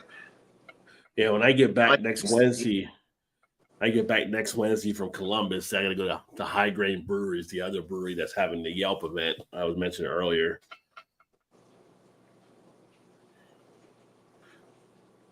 I just looked at the thing here. They got a picture of their hamburger there with the robust porter, 6-ounce beef patty, roasted garlic, aioli, house blackened seasoning, blue cheese crumbles, lettuce, fresh tomato, bacon. Pair it with a robust porter on these cold days. And that does look tasty for a burger with the beer. Look at that, folks. That's a pretty good looking burger and beer right there. Oh yeah, from High Grain Brewery. Well, that's what we're gonna have to do. It's in a different area now, though. Is there anything? Well, I know there probably is, but we'll have to go somewhere and get something to eat afterwards, like we did that last time when we went to the. Where did we go afterwards? Well, we went to the burger place downtown. We went to yeah. Oh, I can't remember the name of it now, but they did like the craft burgers. So that was good. Yeah. That wasn't the one that Marky Mark owned or whatever, was it? No. I don't even know if that was still Wahlburger. there. Yeah. That was Wahlburger, wasn't it? Yeah. Although I did go to Wahlburgers when I was downtown before, and that was actually pretty decent. I had like a beer burger pair there, but I don't think they're open anymore there downtown. Yeah, I think you're right. I think they did close. What was that place we went to? Do you remember? When we went, not when it was just me and you, the first time I came there. Yeah, it was a special place down there off of near Vine Street, but it was the next street over. I'm trying to think if it was Walnut or whatever. We just walked to it. I do remember that. Oh yeah, it was just around the corner from where we were. But they've remade some of the downtown area now. Let me see, because like Jeff Ruby's has another place downtown that he didn't have before when we left. Oh, really? Yeah. He's got like 2 spots down there now. That place. What is that? It wasn't Vine Street. It was a street over. Maybe Trez, if Trez might know if he's. There's a burger place that was on the backside, Trez, where Macy's was, if you're watching.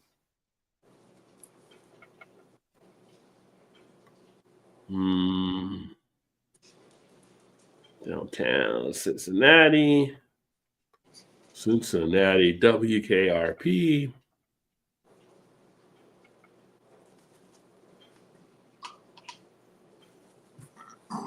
Just going through. Was it Brew Burger Bar? Oh, yes, that's what it was.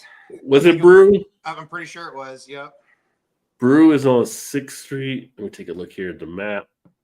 Zoom in, bitches. Zoom, zoom, zoom. All I want to do is zoom, zoom, zoom, zoom, and a boom, boom. Shake it. I'm 90% sure it was Brew Burger. I remember that. I could be fine. wrong. No, I think it is because Sticks out. the next street is Walnut, so it might have been Brew Burger there. I think it was Brew actually. It was pretty good. Yeah. It's not there anymore though. No, it's there now. It says it's open 11 to 9. So when we went, it was actually open later.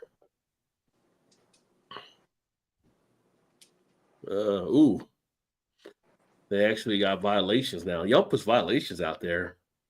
Cold holding foods were below temperature, food contamination, eating employees were eating, drinking, or using tobacco in non-designated areas. Protection from contamination of food storage. Food is stored unwrapped or uncovered. Yeah. Oh, yeah, no kidding. Poisonous toxic material working containers, workers containing poisonous toxic materials are not labeled. Well, what doesn't kill you makes you stronger. That's what they told us when we were kids growing up. Rub some dirt on it. We were from the hangover school, but did you die? What? Did you die? Did you die? Yeah. You're still alive. You're fine. Or my favorite was, you could have really got hurt, or you could have died. I'm like, yeah, but I didn't. Yeah. Oh, it's a different time. Growing up in the 70s, getting hurt. Parents were different. Parents are just like, if I gotta take off work and you not hurt, you ain't gonna like getting home later. Like if I take you off time, I gotta take you to the doctor, and you were faking it, you're gonna have to pay for it. It's like, oh no, I'm okay. I'll walk it off. Yeah. I got another foot anyway. I'm not worried about this one. There's like, that's what she does, all about like 80s and whatever kids and like, remember that girl, you know what I'm talking about? Yeah. And she always does side by sides with somebody talking about something, and she always comes in and like, oh, like there's this one video where there's a guy in a beanie or whatever, he's talking about drinking hose water. He's like, why would I drink hose water? Can't I just come in and get a good tap? And she's like, listen here, Mr. Beanie Guy, Cap. Yeah. Like, we didn't have a choice to go inside. Like, once we were outside, we couldn't go back in until the street light came on. So, yes, drinking water out of the hose was the only option we had. And she just goes on and on and on. Well, you're talking about Kelly Mangan. Yeah. That's the Gen. Yeah, she's awesome doing the Gen X type stuff. Yeah. Yeah. It's like you can't go in and out. And the next thing you do, if you do, they say, stop letting all the good air out. Yeah, it's like nowadays it's like kid falls into like a sticker bush or whatever. Oh, I gotta take them to the doctors because they're in the sticker. Like we ran through sticker bushes all the time back in the day. Nobody took us to the doctor. Right. Sitting there pulling needles out of our body, you know. That's just part of growing up. What do you have, Winston? I remember riding through like coming home from school and stuff on the paths or whatever, and get home and you have all those little cockaburs all over you, you know, and some of those freaking hurt because they were just sticking your legs and stuff, and it's like, man, you know, I'm talking about like the little. Oh yeah. They had all the spikes on them. I was like, oh, you get done, and your socks were covered in them. It's like, good lord. Man, I see kids get away with all kinds of like back in the day, like you get that new bike at Christmas and you go out there because you know we would flip bikes in a heartbeat, just going down shit we ain't supposed to go down and stuff like that and everything. And our first concern was, I'm gonna get my ass beat for breaking this bike. I just got this bike, you know. Like kids today, they don't have to worry about that at all. They're like, oh, I fell off the bike, and they're like, oh, are you okay? Are you okay? Our parents weren't that way back in the day. It was like, you did not wreck that bike, did you? Like, your foot would be fine. Is the bike okay? Like, we'll get you. We'll get you. It's like, you know how much we pay for that bike? It doesn't matter, you know. Yeah. We ain't fixing that bike, you know. Yeah. Got it for you. Yeah, it's just different time now. I mean, we were just like, figure it out before the parents get home, just like the old Brady episode when they break the vase. Like, we got to try to figure this out before mom and dad get back, and they're gluing everything together on it. Like, nobody say anything. Oh, shit. Yeah. Times have changed. Kids today, they get it all handed to them. Let me go grab another beer. What beer did you get? You got that other one. So. I got the Alpha Claus. Yeah. So let me go grab one. You can tell them about how that beer is, so if you like. Alrighty. So this one, Three Floyds Brewing Company out of Munster, Indiana. And this one, let's see. I'm not sure what the ABV is on this one, if it says it all. You can never find the ABV. So, well, a lot of times they don't list it, though. I don't see it on this, but anyway, it's a.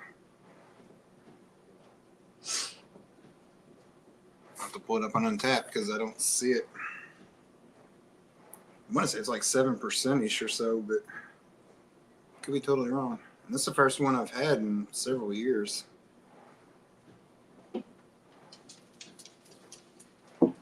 Alpha Claus, there you go. American Porter, 7.3% ABV. So, and this guy, just kind of a little bit of the chocolatey porter-esque flavor to it. Some of the coffee flavor. And as Three Floyds with a lot of their beers, the bitterness. So if you're not a bitter fan or an IPA type-ish person, probably not for you. It's not overwhelming bitterness to it, but it's got just enough on the back end to give you that little kick to let you know that it's there.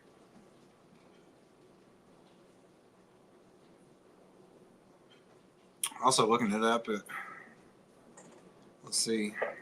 Christmas Porter brewed with English chocolate malt, Mexican sugar, and of course tons of strange American hops. So I don't think it's overly sweet. So I don't know if I'm not really sure what they mean by Mexican sugar. Do you know if that's sweeter than like a regular sugar? I have no idea. Me either. So the sweetness, maybe a hair, but for a porter especially, but not overly sweet. Just enough. American hops, whatever. It could be whatever. Chocolatey for sure, but I don't know. Do you know what Mexican sugar is, Rod? Mexican sugar? I know it's better than American sugar because that's what they put in the Mexican Cokes when you get them at the store. Right, yeah. But I was wondering if So is it sweeter, I wonder? I think it's all natural. So I think it's like all natural sugar cane or whatever. So well, your body can digest it. That's the biggest difference. Yeah. It's not that, we don't have the chemicals in it like ours, so. But yeah. But the reason why I'm saying it is because that's what their description is on Untapped is Christmas Porter brewed with English chocolate malt, Mexican sugar, and of course tons of strange American hops. Which I say I get a little bit of hoppiness. It's not overly hoppy, but you get a little bit in the back end. But sweetness a little bit. Definitely chocolate. Yeah, Trent said it's cane sugar as well. Okay. Mexican sugar. Okay. I don't usually drink it as much, but Janice loves getting like the Mexican Cokes or Pepsis when we go to like some of the Mexican restaurants or order food. Well, they say it's definitely better for you. It's not that half fructose corn syrup or whatever that your body doesn't know what to do with. And well, that's the thing. Like we got, like you guys did when you go out of the country, you go to Jamaica or you go to Mexico or some of these other spots. It's like shit that we would usually have like on our table. Like they don't even have one. Like you don't see like Equal or Sweet and Low or some of this other stuff. Like they wouldn't allow them to sell it there. It's like natural sugar.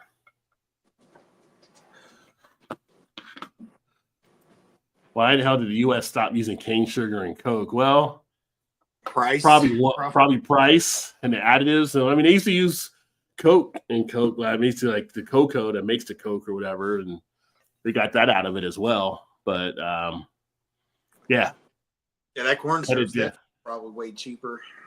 Yeah, that definitely built up the corn, like the corn syrup lobby or whatever, for sure. For high fructose corn syrup.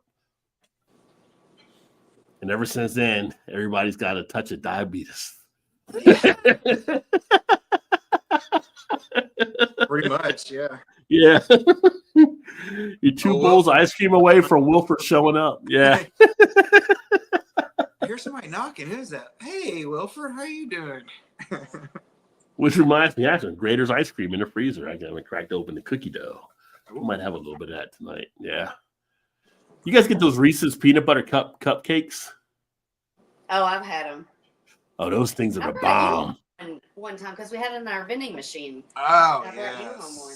yes. Was it like the sprinkles on the cupcake? Yes. Yeah, them. I got it. They sell those here. I'm like, this isn't good. Like, you don't need to be selling these sticks in the box here, sir. Like Kroger, I need to talk to somebody. I don't need this in the store across the street from me because You're right. every time I'm coming in, I'm picking up a box. He's like, they taste so good though. Yeah. Yeah, those things were good. Especially if you put them in the freezer. Yeah. Oh, that. Which is weird because I'll put ice cream, I'll put candy in the freezer. So I never thought about putting the cupcakes in there. I like anything like that as far as chocolate and stuff like that goes. I always like putting everything like that in the freezer. Usually when I get like Girl Scout cookies, especially the Samoas, that's the only way I'll eat them in the freezer. I don't really like them just out of the box, off the shelf or whatever. I don't really like them that way. Which it is Girl Scout cookie time. And my problem with the Girl Scout cookies is how come every Girl Scout can't get distribution of all the cookies? Like I went on a website, that's all the cookies I want to get, and none of the people here sell those cookies. I'm like, that's messed up. It's like, I mean, I like Do-si-dos. I like, the peanut butter ones. And I like the little lemon. They got the little shortbread type ones. But there's some other ones I saw, and I was like, well, that looks like it'd be pretty good. You can't even get them. It's like, I'm like, maybe go online and get them off a website. Nope. We can't get them off of there either. So I bought a couple boxes. One of the ladies at work, her granddaughter sells them. So I bought a couple boxes of Samoas and the peanut butter ones. Oh, they'll be at a full force at Kroger now come February 14th. They got the table out, they got the boxes there. Hey, mister, you want to buy some Girl Scout cookies? Why? Because I'm fat? Is that why you asking me? Is that why you told me I need more than one? Yeah. I ain't see you ask the skinny guy. Your profile. Oh, like, yeah, I'll help the kids out. $6 a box now for Girl Scouts cookies, though. Shit, I think these were at least what I saw online, not for this year's price. $3.50 when Kylie sold them. I mean, that was like 15 years ago. So I bought 4 boxes total. I bought 4 boxes total, and it was $24. Yeah, so $6. Yeah, $6 a box. Yeah. And the boxes are a little smaller now too. I gave her $25, and she said, I was like, just keep the dollar to donate to the troop or whatever, whatever. Just give it to them as, I guess they like donations. I don't know. I'd almost rather give them money than just get the cookies back and just let them keep it all. You can make just straight donations, not for the cookies, and put them like, I think on the cookie thing I saw on the website. Okay. But I don't know. But it is funner when you do get the cookies, I'm just saying. Well, obviously, yes. Hey, wish you were beer. Cheers, my friends. Great to see you as well. Happy New Year to you. And we never did get a chance to connect, but I'm actually back in Cincinnati now. And Dave was wanting me to try to connect with you guys when we were down there before we had to move, but just time was short. But great to see you as always. Happy Thursday. If y'all haven't checked out Wish You Were Beer show, make sure to check them out as well. Some great stuff they're doing. They do like some trivia things on Thursday nights as well. But yeah, sitting here drinking. The next beer I have is actually the Taft's Juice Trip, which Trez, Taft's. Well, now we have Taft's Brewporium closed, of course, and Taft's Brewery at closed. Although the new brewery downtown that took over Taft's when it was a church, I heard was a pretty good one. But Juice Trip, double IPA, 8% ABV. I think it's 8% ABV. Yeah, 90 IBU, is that right? No, 80 IBU. Pretty decent. It's got juiciness to it, though. So the IBUs, even at 80, don't really hit you in the face because the malts are higher. Is Taft's is that the one that's right there next to the Red Stadium? No, that's Moreline House down there. Oh, Moreline. Yeah, Moreline's downtown. And then you got Yard House, which has a lot of beers on tap Yard as well. House. I'm trying to think, was it one of those we went to? And might have been. wasn't Moorline because I remember I've been to that. Maybe it was Yard House. Maybe that's what it was. Because they have a lot of beers and stuff on tap too, don't they? 150 taps, I think. I Yeah. feel like the one we went to, like the bar, it was like all their taps were kind of, up high or whatever, and it went circled all the way around or whatever. Yeah, that's Yard House. Yeah. Okay. Yeah. That's the one there. Yeah. And Because I was thinking for the Brett game last year that I was supposed to meet Trez at or whatever, and he couldn't come because they were what they were doing or cookout or something they were doing, so he couldn't make it last summer. And me and my mom, my brother, and his daughter, and a couple friends, we ended up going there to eat or something. Yeah. Yeah, Yard House is pretty. So they get good food there, but the beers obviously are a big draw. I've never done a yard of beer there. That's one thing I need to do at some point. So you can get a yard of beer, this big old yard glass they give you. I think Shannon, I might have went in there too to use the restroom when we went to Taylor Swift last year. Oh, yeah. Well, no, we went there because we never went on the Cincinnati side, though, did we? We were on the Cincinnati I side. thought we stayed on the Kentucky side to listen to it. It was at the stadium in Cincinnati. We parked in Kentucky. Oh, that's right. Yeah, because we were. Oh yeah, you guys walked over. You said yeah. Yeah, that's right. That's what it was. Okay, so I think we did go in there and use the restrooms. That's what it was. We went to the Yard House there for that also. But it was freaking packed, and we was like, "Oh, we're just going to the bathroom and going and leaving." Oh, with Taylor coming to town, everything was probably packed for sure. Yeah. That's right. That's what I was thinking. We did. Forgot about that. Yeah.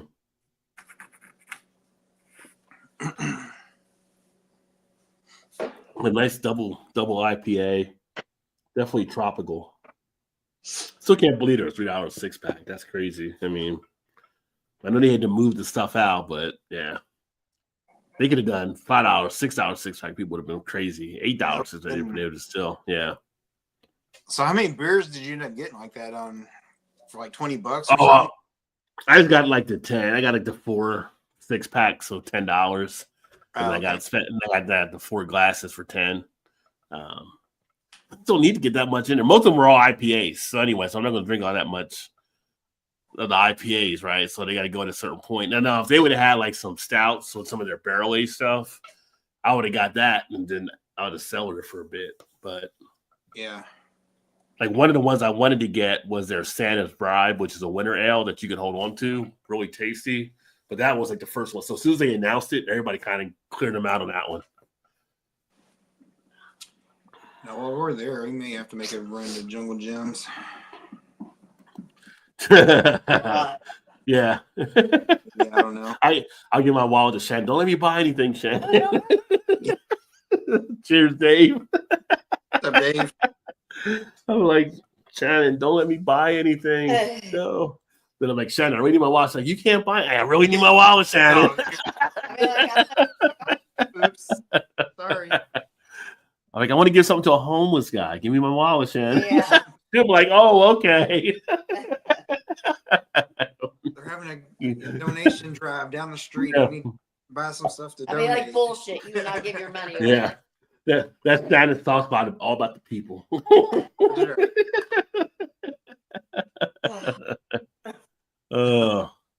Yeah, eventually I got to go to Jungle Gyms. And if anything, I do want to get over and get some cigars when the weather breaks so I can now have a back deck again. I can sit outside and smoke cigars when it gets warmer, which would be nice. I'll do some videos from the deck when I do that. There you go. We'll have to plan a nice little Saturday, Home Depot, whatever, and Jungle Gym. Home Depot. Bath and Beyond. I don't know if we'll have time.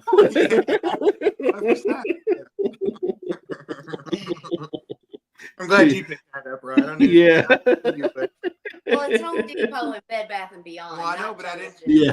I know, but I was throwing Jungle Gyms in there because I was like, "Well, come down on Saturday and go have a nice little Saturday. Go to Jungle Gyms and Maybe get the Red Dragon out the driveway. Yeah. Classic movie right there. Yeah, that's Will Ferrell at his best. The old school. Yeah, old school. Yep. Look at you. Come on. I know I got one. Ooh, oh shit. Oh wow. Walked out of Revolution with 2 BA beers. Ruby asked how much? $4, baby. That's some Rod J deal right there. Wow. That's a deal. That's a deal. I was gonna say, got down the horn on that one. Horn got stuck there. The horn was even surprised on how much of a deal that was. Yeah, I was like, I don't even know what to do with that. Threw the horn off on that one. Well, this is special, so or maybe it was a beer in front. The beer in front deal. There you go. Yeah. Dave's using his celebrity now. Carving out his own face there. Watch out, Rod. Yeah. And I just actually listened to the podcast the other day, Dave. It's a great podcast there where you had the one lady on talking about, trying to think of what her name of her site is now. Let me go back and take a look here. And if you haven't checked out Dave's channel or podcast, Beer in Front, make sure to do so. I fucked that one up. I like that part. I know I do too, but I fucked it up by the other part. It was Christina Rose. She was pretty good on there. So talking about the Puerto Rico beers. Todd, did you put anything up on your channel this weekend? No. It was a lot more than 4. She was a lot. Oh, so you didn't get the deal. I thought you got the Rod J deal going on there. Who do I need to talk to, Dave? Let me know. I'll put a call in. Like when Dave comes in, give him the Rod J deal. But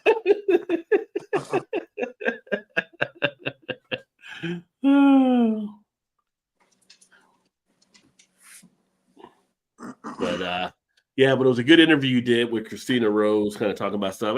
I never think about the beers coming out of Puerto Rico. So obviously everybody has breweries, but it's kind of some good stuff to hear. You'll have to listen to that. I haven't had a chance to listen to it yet. Yeah. That's a spot I haven't been to either. Who am I visiting Puerto Rico one day? Yeah. We need to do some traveling before our passports are up. Not that we can't renew them again, but Yeah.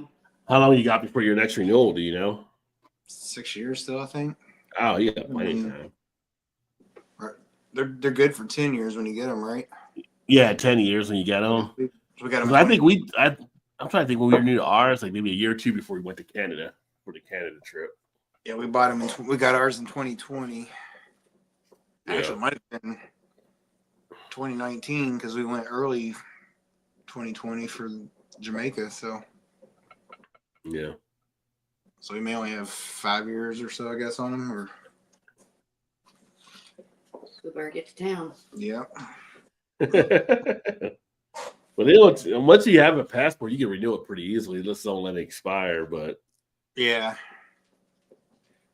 so I think some places you can go to like some, I don't say Walgreens like that, but I think there's some spots where you go to where they can do renewals for you there as well. Doesn't have to be a passport office. Will do the pictures and stuff for you. Yeah.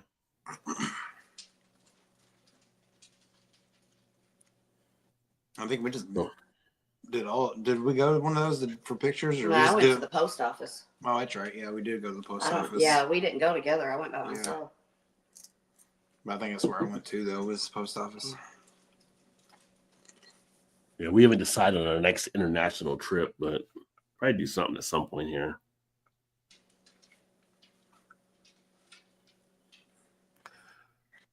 Still got to go to Europe as a goal. Yeah. Yeah, I'd like to go to Germany or probably Germany more than any of them, I guess. I don't know. I just want to give a shit where. She wants to go where Craig's at. So Yeah, let's go see Craig. Yeah. go over to Kent in the UK. We could do that, I guess. I don't know. It'd be a smart move on my end and not but Yeah. Well, you would know people because you have Craig, you have Harry and Peter, and all of them are all in that area. So Rob. So yeah. Might not come home with you though. Uh-oh. Well, I don't know, they might kick you out. And... That's a possibility too. Yeah. You ever see it when people go over there and take pictures with the royal soldier with the horse? Have you ever seen those at all? Like sometimes the horse will like bite the people or something. Everything like that. It's really interesting because the horse knows when like to not do that. It seems like when people come up there and they have a disability or something like that, everything, the horse kind of senses it. If you ever see it when they do it, like people that might be disabled or they might be like the mentally challenged, whatever it may be. But it's regular people that do like stupid shit that the horse knows, like you're an asshole, and just starts messing with them. Yeah, it's kind of interesting. So because you watch them, you watch the guard, you see the guard. The guard doesn't usually do anything. It's just the horse acts itself, like to kind of know, like if somebody's too close to them or something like that and everything. But if it's like someone that's got like something going on with them, the horse will like let them cuddle into them and stuff like that. It almost kind of makes you wonder, though, if the guard isn't doing something somehow just to like nudge him to bite a certain person or whatever. You know what I mean? Like, well, you watch him like to see if he like maybe uses his foot to kick the horse a little bit or to nudge with the reins, and the guard is usually still, from what I see. You're right. So yeah. But I always like when the guard's like when the guard does the march and the guards march and he yells at people because they get in the way. And it's always like Americans are getting in the way when the guards do it. Though. Maybe that's what the algorithm is showing me, but that's what I always see. Like, oh, it's an American, American. We get in the way at times, not paying attention. Then he yells at them. They all startled. Like, yeah, get out the guy's way. He's always got a job to do. Yeah. Yeah. Like, just don't be a dick. Yeah. Well, that's a motto in America. And this Alpha Claus is really good. It's been a while since I've had it. It's a solid beer. It is definitely a solid beer. Why don't I get that every year? Because it comes back around Christmas time. I'm like, damn. Right? I would tell the horse to bite their asses. Yeah. It's just like goofy shit that people do over there. Sometimes it's like, seriously. Like, don't be a dick. But I'm one episode away now from finishing Jack Reacher season 2. And it's such a pretty good show. I'm kind of she actually ended up watching it. Didn't even tell me she watched it. I was kind of like, how did you tell me you're not watching Reacher? Like, you always watch the shows. I'm like, the shows you watch, like, I'm not going to want to see him kick some ass and like do like. She's like, yeah, well, I'll watch. She's like, I'll watch season 3 with you when it comes out. Like in a I would say, I think that's coming out here at the end of the month or next week. Yeah, that's why I want to get this done. But that's a pretty cool show on Prime if you haven't seen it. Yeah. Hey, dropping dishes? No, our little puppy likes to play with. He's standing there staring at me like, I know you're talking about me. He likes to get the bowl and he just clangs it around and picks it up and plays with it. It's the food bowl. Don't know if he's trying to say like, look, give me some food. We need food, or he just likes to mess with it. I don't know what the deal is. Here, I'll get you some food. I mean, think he's hungry. Technically, you can say the puppy's going bowling. Technically, you can say the puppy's going bowling. Yeah. That's a strike right there. What's up, Big Daddy in the house? Oh, a Malort shot with the old style. Oh, I know about the Chicago handshake. I don't know why you're doing it tonight. Rough day at the office. Nobody's excited about doing Malort. Chicago handshake. Yeah, Reacher is awesome. Yeah. I watched the guy when he was on Titans initially, like the first time I saw the guy that plays Reacher. So when I saw he had that show, I was like, oh, this guy's pretty good. So see what he does. That's a big freaking dude. Yeah.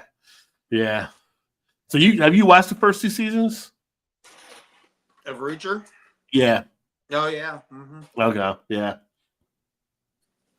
So, yeah, it's pretty good. So, yeah, I got the second one. The funny thing I saw in the one episode, how they put that in there. So, the second season, when they're going against a tech company, and it was like episode 3 or whatever, they're talking to the bad guy or like that and everything. So, yeah, we found him at the hotel, and they checked in. They said his name.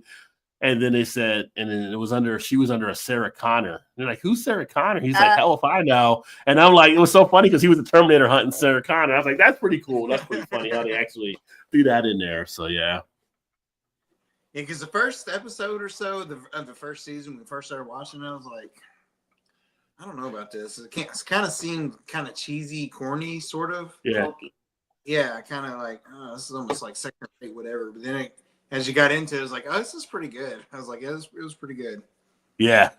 Yeah, the whole going through. I mean, they're good acting. They had some pretty good actors on there. It was kind of cool in the second season when they brought the cop back from Boston in there too, in the early episodes and because yeah. First couple episodes, I was like, the guy that plays Reacher, I was like, what is this guy doing? Like, has he ever acted before? Because it seemed like he was just reading off the cue cards. Yeah. I was like, I don't know about this or whatever. Then it got better. Then it kind of kicked in. Okay, all right. There's a show on Netflix, Night Agent, that's really good too. Yeah, that's a good. I heard about that one. Yeah, I haven't watched it. I heard about that one too. Second season's out tonight, I think. Is it tonight? I was gonna say it's very come out soon. I think maybe tomorrow. Maybe they usually drop on Fridays for them. Yeah. Well, I'm excited. Daredevil Born Again is about to come out this month, so that should be pretty slick.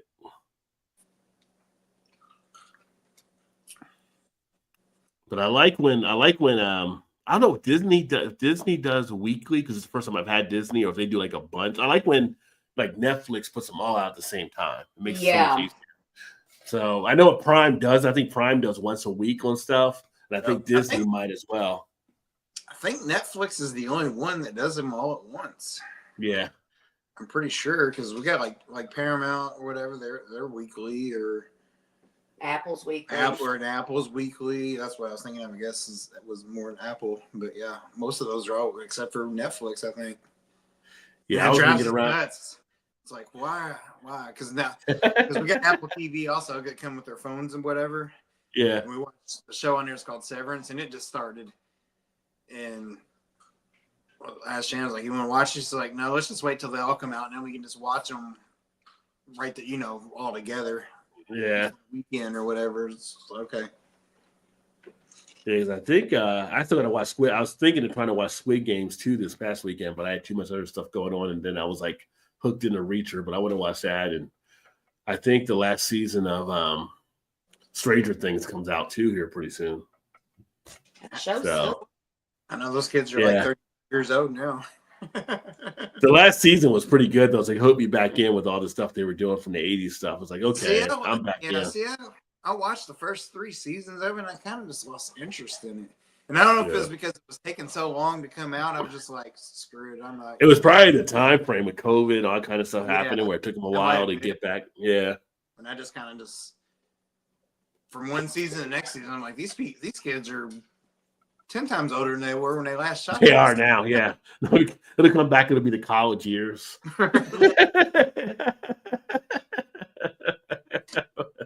I'm like, 11 didn't have that when it left last time. She didn't have those. Right. A little more risque. What are you doing there? Yeah. Oh, yeah. I saw they released the Oscar nominees today, and I knew not maybe one movie on there, which that was only because it was so much in your face all the time, Wicked. But I'm like, I have no idea who all these movies are that are being nominated, and some of these actors being nominated for roles and stuff. Like, I've seen the list, but yeah. Yeah.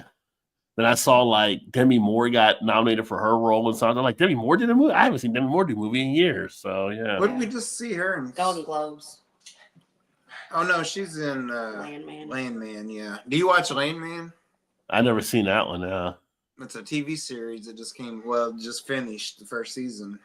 And it's on, what's that on? Paramount. Well, it's a what's his name that does the Taylor Sheridan. Taylor Sheridan. Taylor Sheridan, yeah. And it's Billy Bob Thornton's the main dude in it. So it's okay. So it's like he runs an oil company or whatever. He just runs it, right? It's not his, is it? No. So it's about the oil industry or whatever. It's pretty good. It's really good. He's in it, and then his wife is Allie Lauder or whatever, the whipped cream girl. I know Allie Lauder. Yeah. Yeah. Well, she was on like one of the NBC shows back in the day. I remember that name, but yeah, she's like the blonde. I remember who she is. Yeah. Oh, I'm thinking. Heroes. The hero was it Heroes? Yeah. Was she in Heroes? No, that wasn't her. Allie Uh, Lauder? You I talking about the thought- one that played Claire with her, the big head? That was somebody else. Yeah, hell, I don't know. Remember we talked about it last week? Like her head was like all big. Was the football Varsity Blues. She came out with that like whipped cream bikini on or whatever. Bet you do remember that one. Outside of that, I couldn't tell you. She was on she was in Final Destination, Legally Blondes. Oh yeah, Resident Evil. She was a Resident Evil as one of the cops working with Milla. She was in 3 of those. House on Haunted Hill. She was in that. And then she was on Heroes. But she wasn't like the main cheerleader chick. I thought you were saying. And whatever. Hayden Panettiere. Hayden Panettiere. I still say her best role was Remember the Titans as a little kid. Yeah, exactly. Yes. Yeah. Exactly. I was like, same person, is it? Like, no way. Oh, she knew her football. Yeah, she got pissed in that movie. Oh my gosh, I didn't realize, but Kristen Bell was on Heroes. I forgot about that. I never watched Heroes. I watched it for a while.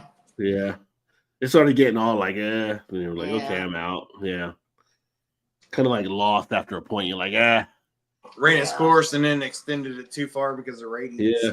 That's They why tried to lie. They tried to lie to you and lost. Everybody was figuring out where they were. They're like, no, okay, you guys were right. Like that's why I like 3 seasons later, like we told you this. Like you're not as smart as you think you were. You're right. Yeah. That's why I like the British season or series is whatever. It's like 3 seasons and it's done. 2 seasons. Yeah. It's done. It's in 6 episodes. Yeah, and there's 6 episodes. It's like, okay. I mean, I hate to see a good show go, but if you do it right, I mean, like what was one we talked about before? The John Singleton show. With Franklin. Shit.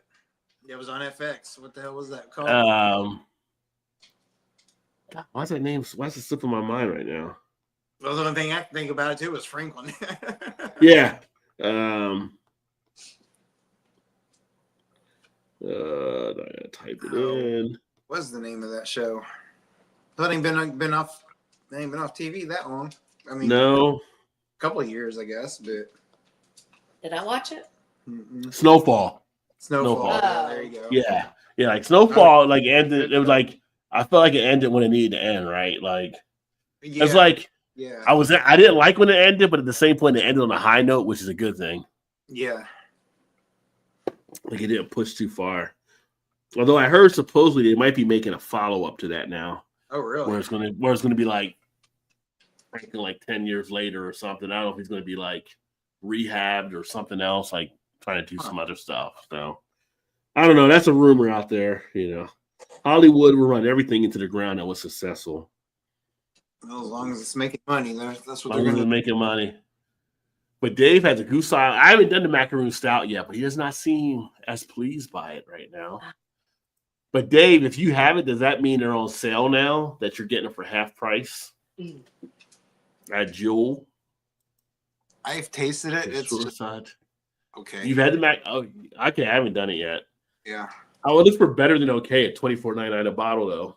Yes, at that price for sure. Yeah. Yeah. If it's that bad, I'll definitely have some words when I do the review on it. I say not that bad, but it's not as good as you would expect to get. So I kind of feel this year's lineup all in all was just because they had a tasting in one of our liquor stores locally. I think it was $20, and they had all the variants except for one. Mm-hmm. The base, and then 3 other variants, and then I think there was missing 1, maybe 2. I can't remember, but to me, I just wasn't that impressed with really any of them. I like the vanilla one, but most people said that was one of the worst ones they thought they ate. But to me, I thought it was one of the better ones. But yeah, I guess it's expectations, right? So yeah. I mean, I wanted more from it, so maybe that's why people were saying that, but I still thought it was pretty solid, though.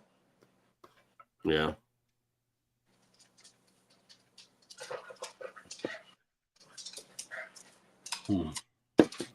It was like the Wednesday of Black I thought it was Friday weak. coming out. Because I was wondering, Yeah. like, how's the liquor store even doing this before? Yeah, I've heard some stores get in trouble for that, even like putting it out too early. Yeah, if they get caught, I mean, you know. Well, maybe that's it. Maybe they're just taking the chance, and it was right down the street from work. So I was like, yeah, I'll go down there. And it was on Wednesday night. I was like, I'll go down there and try them out after work. Yeah. I was like, that's So good. he got a couple bucks off of Benny's, so it hasn't fully dropped to half price yet, but they're starting to work their way down, I guess. I was weak. Yeah. Did you end up saying you do have some videos coming out on your channel? Me? Did you do any editing this weekend or anything? I know you last week we were talking about you getting back in and doing some stuff, but Yeah, no, I haven't actually done anything yet. So, but that was before CapCut got shot down, which was Shannon's go-to at the time. now it's back up for like 70 days. CapCut did. okay. Yeah, it got shut down. It got shut down with TikTok for a little bit of time. Because it's same, they're under the same company, so they're ByteDance or whatever. But now it's back up for like 70 days until they figure out what they're going to do. Yeah, which is kind of funny because the proposal was Trump was saying 50% to like go to America or whatever like that and everything, and I'm like, you're supposed to be against communism, but it's kind of like that's the same shit China would do. Right. You could have your company, but 50% has to go to the country. Yeah. Just saying, it's like right. Make it make sense. Can't say this and do this. And... Yeah. It's like, no, I did this, but he did this. Yeah. There's a difference. No, there's not. No, there's not. Oh, but I'll be interested to see how it plays out. Yeah, it'll be interesting. But actually, I dropped a macro review yesterday, getting some of the macros. It is a beer channel, so I do dabble with the macros from time to time. But I had never done a review just on Miller Lite, so I uploaded that yesterday just to. I saw you drop them, but I wasn't sure what the beer was. So I was wondering. Yeah, it was Miller Lite that I actually uploaded yesterday to just cover that and everything. I just realized I've never done just a dedicated Miller Lite review. I've also got one for Coors Light that I'll upload here.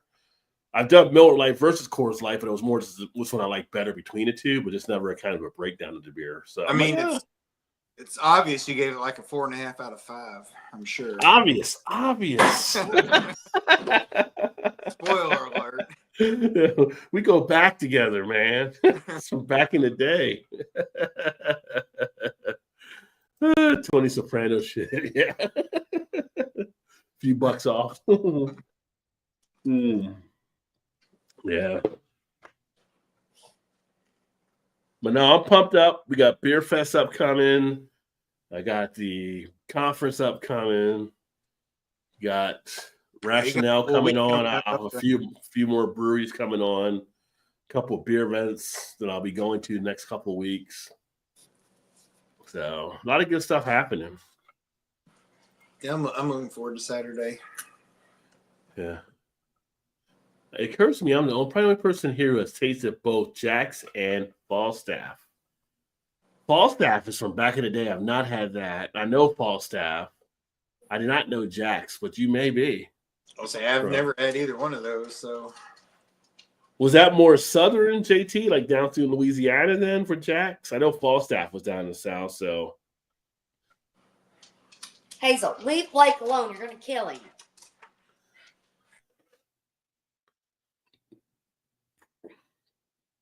Oh, Jackson Brewery is still open down in Louisiana and New Orleans. I went there before. We went down there the first time in New Orleans with the Jackson Brewery.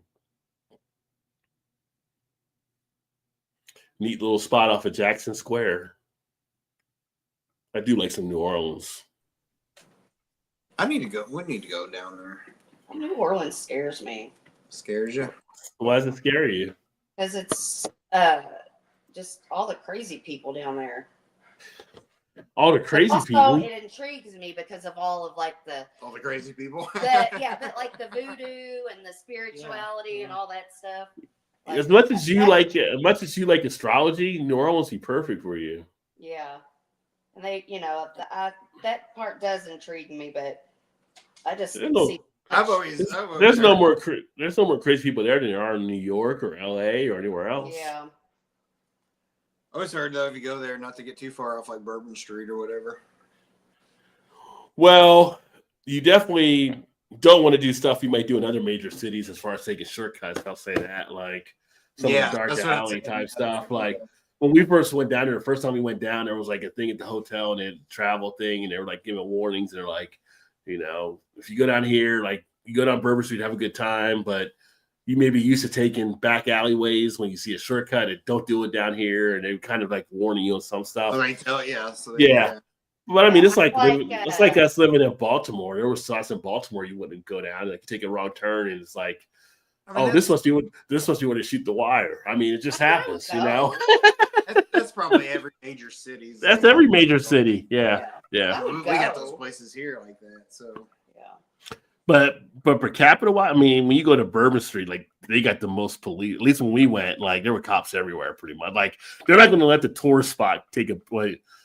Right. Let me go back because obviously we just had an incident happen in New Orleans. When I went, they weren't going to let anything happen in the tourist spot. I don't know if things have changed or what. Like people were relaxed when that just happened recently, but usually that's really the most protected area. So, which was still so sad about those people. What happened there? That was just crazy. But you can't. I feel like I'm saying you can't stop crazy. You can only, like we did in sports. You can't stop it. You can only contain it, right? Like crazy's going to get out at some point. Yeah, you can hope to contain, but at some point, crazy's going to get out. So yeah, unfortunately, that happened. People just experience it one time anyway. Yeah. Oh, see, Dave said not the only one. JT, so Dave's had them. Jacksonville still stands across. Yeah, Jackson Square. It was a cool little spot. Jackson Square was pretty interesting. When you go through there, there's like all the tarot readers are out in the park and different stuff, and it's just a good time. It's just it's a mystique. It's a mystique. Right, it's a mystique around New Orleans. The tarot readers and yeah, the palm readers and Falstaff was St. Louis. Okay, I was thinking of Ron Theriot having it on his thing. It was the Falstaff thing. I thought it was out there. But it's a prominent brewery in New Orleans. Okay. That's probably why. Yeah. Because he's New Orleans, right? Yeah, he grew up in New Orleans. Yeah. Most locals in New Orleans really go to Bourbon Street. Definitely is a tourist spot for sure. But I mean, from around the country, that's what kind of gets positioned there for where to go to.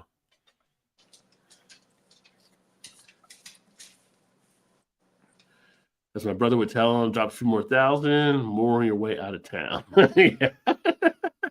As the tourists come in. Well, it's like we go to Chicago and stuff. It's like, and with Dave being here and JT now being in Chicago, it's like you go to these guys, like they're not going to like Giordano's, some of these other places. They're going to take you to other places that are more where true Chicago people will probably go to eat a pizza, right? Like it's not the tourists. Like Philadelphia, everybody talks Pat and Gino's. Like only the tourists go to Pat and Gino's, really, unless you're really, really hungry.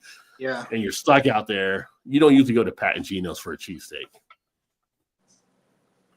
That's what JT took us. We went for pizza and went to Quads, and I was like, man, this was great. And then we were at the hotel and we had the Lou Malnati's, and I'm like, this is nowhere near as good as the Pequod's was. Like, yeah. And Lou Malnati's is supposedly the best one in Chicago. And I'm like, it's not. No, I was like, this is nice, close. Like you're not going to see a bad apple on a tourist map. You just have to know and fall into it, right? There's one to connect you up, and you're like, oh my god, like I would actually send a thing to Dave earlier this week about somehow I got into a Chicago food loop where I was picking up all these Chicago food restaurants, checking out. I said to Dave, "You been to this place?" He's like, "Nah, I haven't been." Like I'm just all these different places that popped up that were like off the beaten path that you probably wouldn't know because you go as a tourist. They say, "Oh, go here, go there," blah blah blah. So yeah. I mean, bad apple. Yeah. Except Garrett's popcorn. Tourists and natives both like Garrett's popcorn. Which, you know what? We actually get Garrett's popcorn in our Kroger now here, too. So I picked up a bag of Garrett's popcorn when I went to the store last weekend. I mean, I gotta think. Oh, well, Kroger, yeah. I was gonna say, Yeah. I gotta think Jungle Gyms gets it too. They might get it they might get it there. I bet they probably had it way before. But I never go anywhere inside Jungle Gyms but the beer section. I've been there a handful of times, and I don't know if I've ventured too far outside. Oh, this last time we were there. Yeah, because we got that pasta sauce that the truffle Alfredo sauce. Yeah. And, oh, that was so good. Yeah, the last time we were there, we did venture out and picked up a few other groceries and stuff that they had, so that we'd never seen before. But by the time you go through the beer section of Jungle Gyms, you're like, woo, that was a day. Yeah. You're like, there's more to see. Like, I don't have the energy. I can't go any further. Yeah. I'm going to have to come back. Yeah, Jungle Gyms will definitely make you tap out. Like, there's no way that anybody who lives close to there uses Jungle Gyms as their local grocery store, is there? Yeah, oh no, like people in the Eastgate area will go there for like groceries and stuff because they, if you're like international type flavor and the palate and stuff, you're like, I want to get these special type noodles or pasta or fish. I mean, they get everything there. Yeah, I mean, I guess it's if it's just down the street from me, it's probably no big deal, and you're just like, I can see that, but yeah, for like us, it's just like, okay, one time a year thing or whatever. Like I couldn't see just going there just for groceries, but that makes sense because they got a lot of stuff that you ain't gonna get anywhere else. That's for sure. Yeah, I mean their candy section is even a great selection they have there. If you're getting like cheeses and seafood or something like that, they have such good choices or meats, and so it's kind of like some people will shop there. I mean, every little section of specialty, like the meat sections or candies, like you said, or whatever. It's its own little store inside the store. You know what I mean? Like pretty much, specialty store you can go into. Yeah, like you get the little bakery area, all the different stuff they're making in the bakery. It's just like you get confused. It's just so much going on. It's almost like an overload. Like it is kind of overwhelming a bit. Like a hot sauce section. It's gonna like have a heart attack. I didn't know there was this many hot sauces even available. Yeah. It's like hours and hours of hot sauces. I'm like, really? Is this necessary? I guess so. Hey, go. It's like how much hot sauce do we need? I need a little bit more. Just a little bit more, yeah. And then you go, all the different peppers and everything. Yeah. What's up, Arizona? Cheers, my friend. Yes, the Buckeyes are national champions there. So, and I don't know if you saw the video or not. I had to laugh, but so after the game in the tunnel, like Ryan Day and Will Howard and one of the other players, I think they were on a cart to leave after giving some of their press conference talks. And this one girl was driving the cart, and she took a right turn into the wall. And the cart got stuck, and they couldn't get it out there. Like the axle, she just like ran away. Like, I'm sorry, just walking. Like Will Howard, they all jump out to walk. And Ryan Day's like, what the fuck is going on here? I'm like, she may have been a Michigan driver. That's all I'm saying. Like, I thought you were going to say she started doing like the Austin Powers where she had to pull forward, back up, and try to it.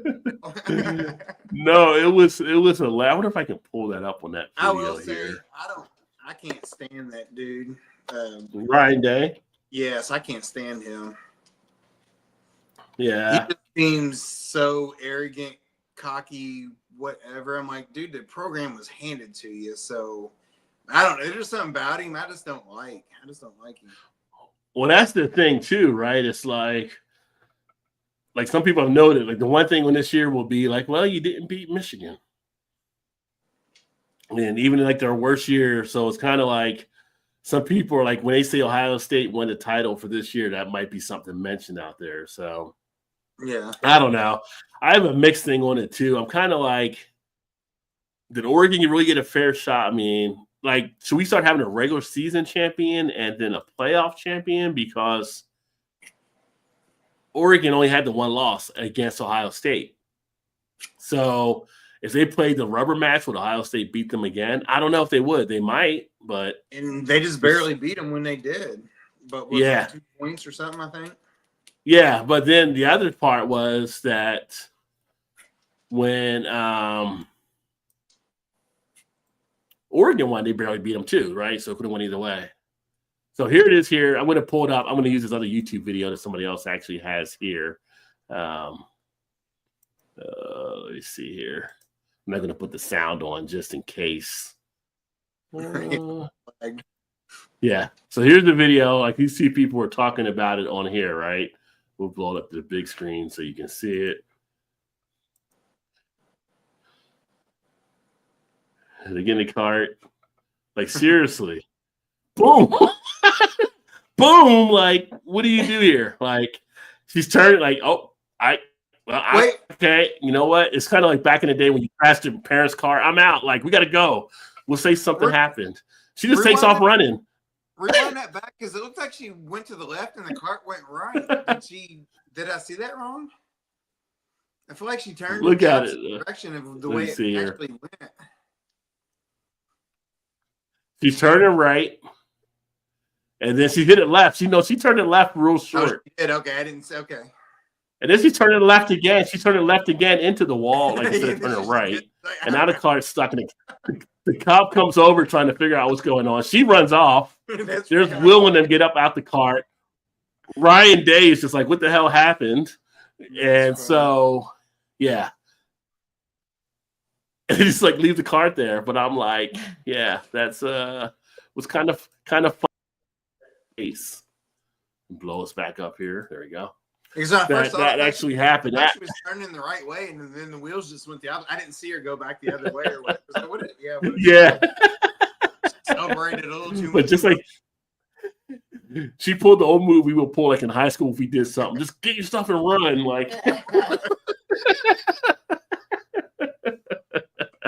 so Arizona did see that one there. Yeah, I'd rather win a national championship every year. Well, there you go. And like I said, they won the championship. But it's just interesting because I'm not an Ohio State hater or anything like that or anything, but it's just I know people are kind of knocking them. You're 14-2 or whatever that I think that was the final number, but they went through the gamut and they won the teams they need to beat in the playoffs. So it's not on them. They won. They did their part. Their part. So even though they're Big Ten, I'm a total Ohio State football hater. Yeah, well, you're Indiana, so it makes sense. Well, and it's not even because they beat our ass all the time. It's the obnoxious fans that I hate. It's not even the football program itself. Like they win or whatever, that's fine. But it's the fans that we used to have to sit around at Indiana. They thought they were God's gift to the sport. I'm like they invented the sport or something. I'm like, dude, you're beating back then, not Indiana now, this past year, but Indiana of old was like, we couldn't beat their shot. They couldn't beat their own shot. No. So he wasn't doing anything. And you winning by 50 points was no big deal. And you're all thinking like it was your national title game or something. Like, it didn't make any sense. I'm like, he should have won 50 points because we were terrible.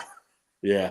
Well, let me ask you this because you're like in the sports like I am too. So what do you think of the three I'll give you 3 player fan bases. Which one do you think are the worst? Ohio State football, Kentucky basketball, or Alabama football? I can only speak of 2 or 3. I don't know about Alabama football fans because I've never really been around them. Okay. But Kentucky basketball fans was going to be my next one. I was like, that's 1A, 1B because I've been around them many times too, and they are also terrible. For me, though, even as much as I hate Kentucky basketball, I've got to say Ohio State football fans are worse. Really? I think so. No, don't get me wrong. Arizona said it'll be okay, Todd. Yeah, calm down. It's pretty close though, because they think they invented basketball also. So it's close. It's I don't know if it's because of the area we live in. You got Louisville, Kentucky. It's all Indiana. It's all kind of the tri-state programs or whatever there. But it's Yeah. JT says I can relate, Todd. I'm an LSU fan by birth and know how obnoxious we can. Well, yeah, but Brian Kelly isn't helping you guys out. It seems like there's some point like with LSU, which I saw a fascinating interview with Nick Saban. He said that was the one thing he regretted was actually that's my biggest regret of things that probably leaving LSU to go to Miami. because he knew he wanted to be more of a college coach, but he did it anyway. Now, I don't know how that sits with the Alabama people because he ended up going to Alabama after Miami, but he could have built a good dynasty for LSU if he'd have stayed there. Oh, yeah. Possibly. Yeah. But what were you going to say? Now, I was going to say, in saying that about the Alabama fans or whatever, I can only think and imagine how obnoxious they probably are. Well, yeah. I mean, you have years and years of beating everybody's ass. You got, that's going to be some point, right? But it's also rightfully so because basically they're a pre-NFL team before they get drafted, So they're like the minor leagues for the NFL. Yeah, yeah. And we get 6-7 players pretty much on an annual basis going in. It's like, if you got a starter on Alabama, it's a good chance you might go pro, right? Like you got a higher probability than other schools. So yeah. Oh yeah. In fact, I almost say if you started at Alabama and you didn't go pro, then you probably shouldn't have been starting. SEC is the worst. SEC definitely gets his flack. I know the one guy, Paul Feinbaum, that guy is so much up SEC's like rear end that people like just don't either hate him or they love him because he's just so SEC favorite on everything he does. Like everything has to come back to the SEC. I mean, yes, football especially, it's just annoying.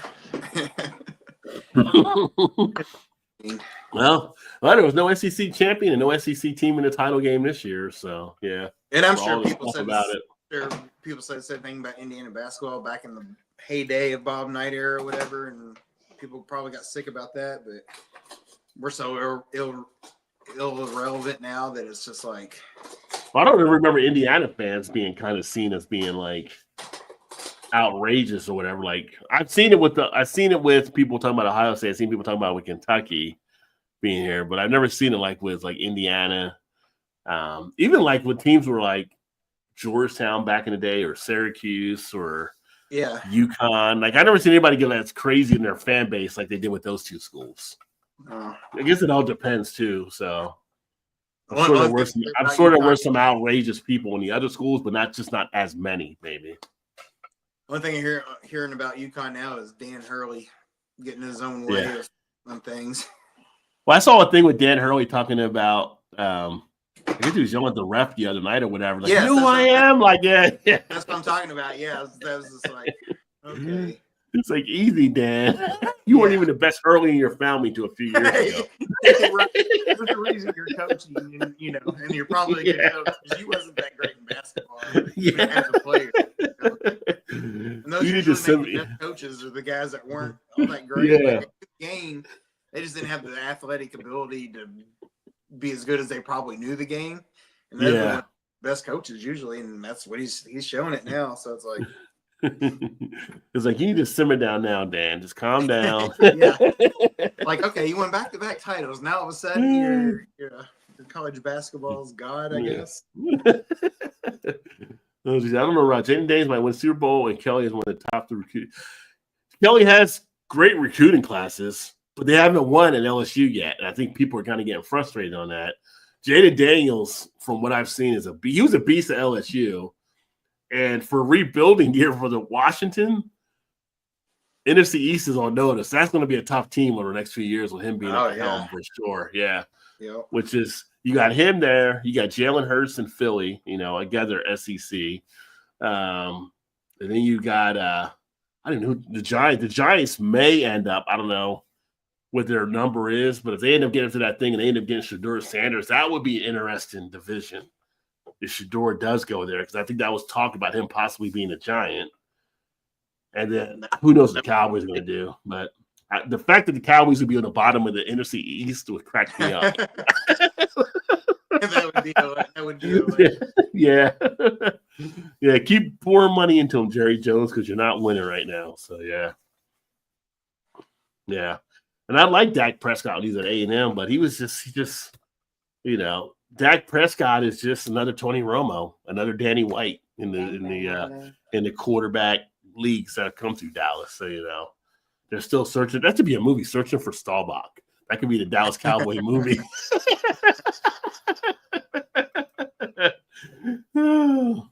Or Searching for Aikman, because they haven't won since Aikman either. So, what's up, Aubrey? Cheers, my friend. Happy Thursday to you. We beat Texas, Tennessee, Oregon. I definitely, yeah, without a doubt. I don't take it away from them. Again, they ran through who they had to win at the time when you have to win. It's like basketball. You have the tournament. You're not maybe the best team at the time.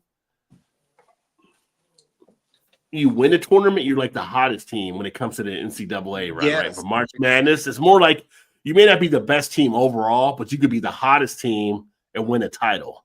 So that's why I'm like, does there need to be a regular season champion and then a tournament champion? Yes. 9 times out of 10 in basketball, the best team hardly ever wins it. Rarely. Right. Like, but most of the time, like you said, the hottest team, like they get in a it's roll. the hottest team. The hottest one that gets 6 wins. They're the national champion. So you get a team on a roll.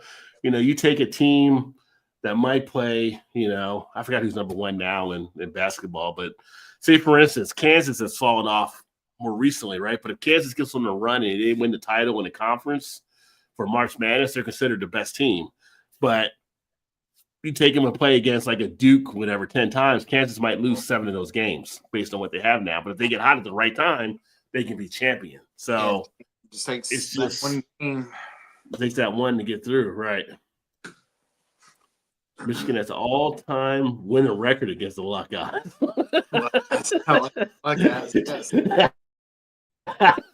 Michigan does. I mean, I felt like if Ohio State didn't beat Michigan this year, when they were going to do it, and I thought going into the game they had a good shot to beat Michigan this year, but Michigan prevailed. And the overall is pretty close, though, isn't it?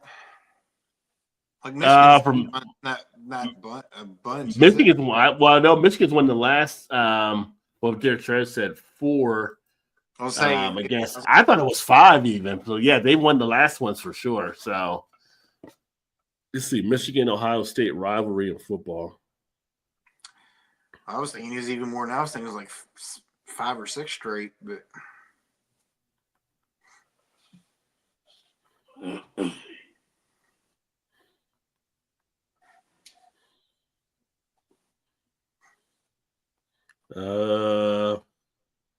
Rivalry. I guess I gotta put maybe a record or something.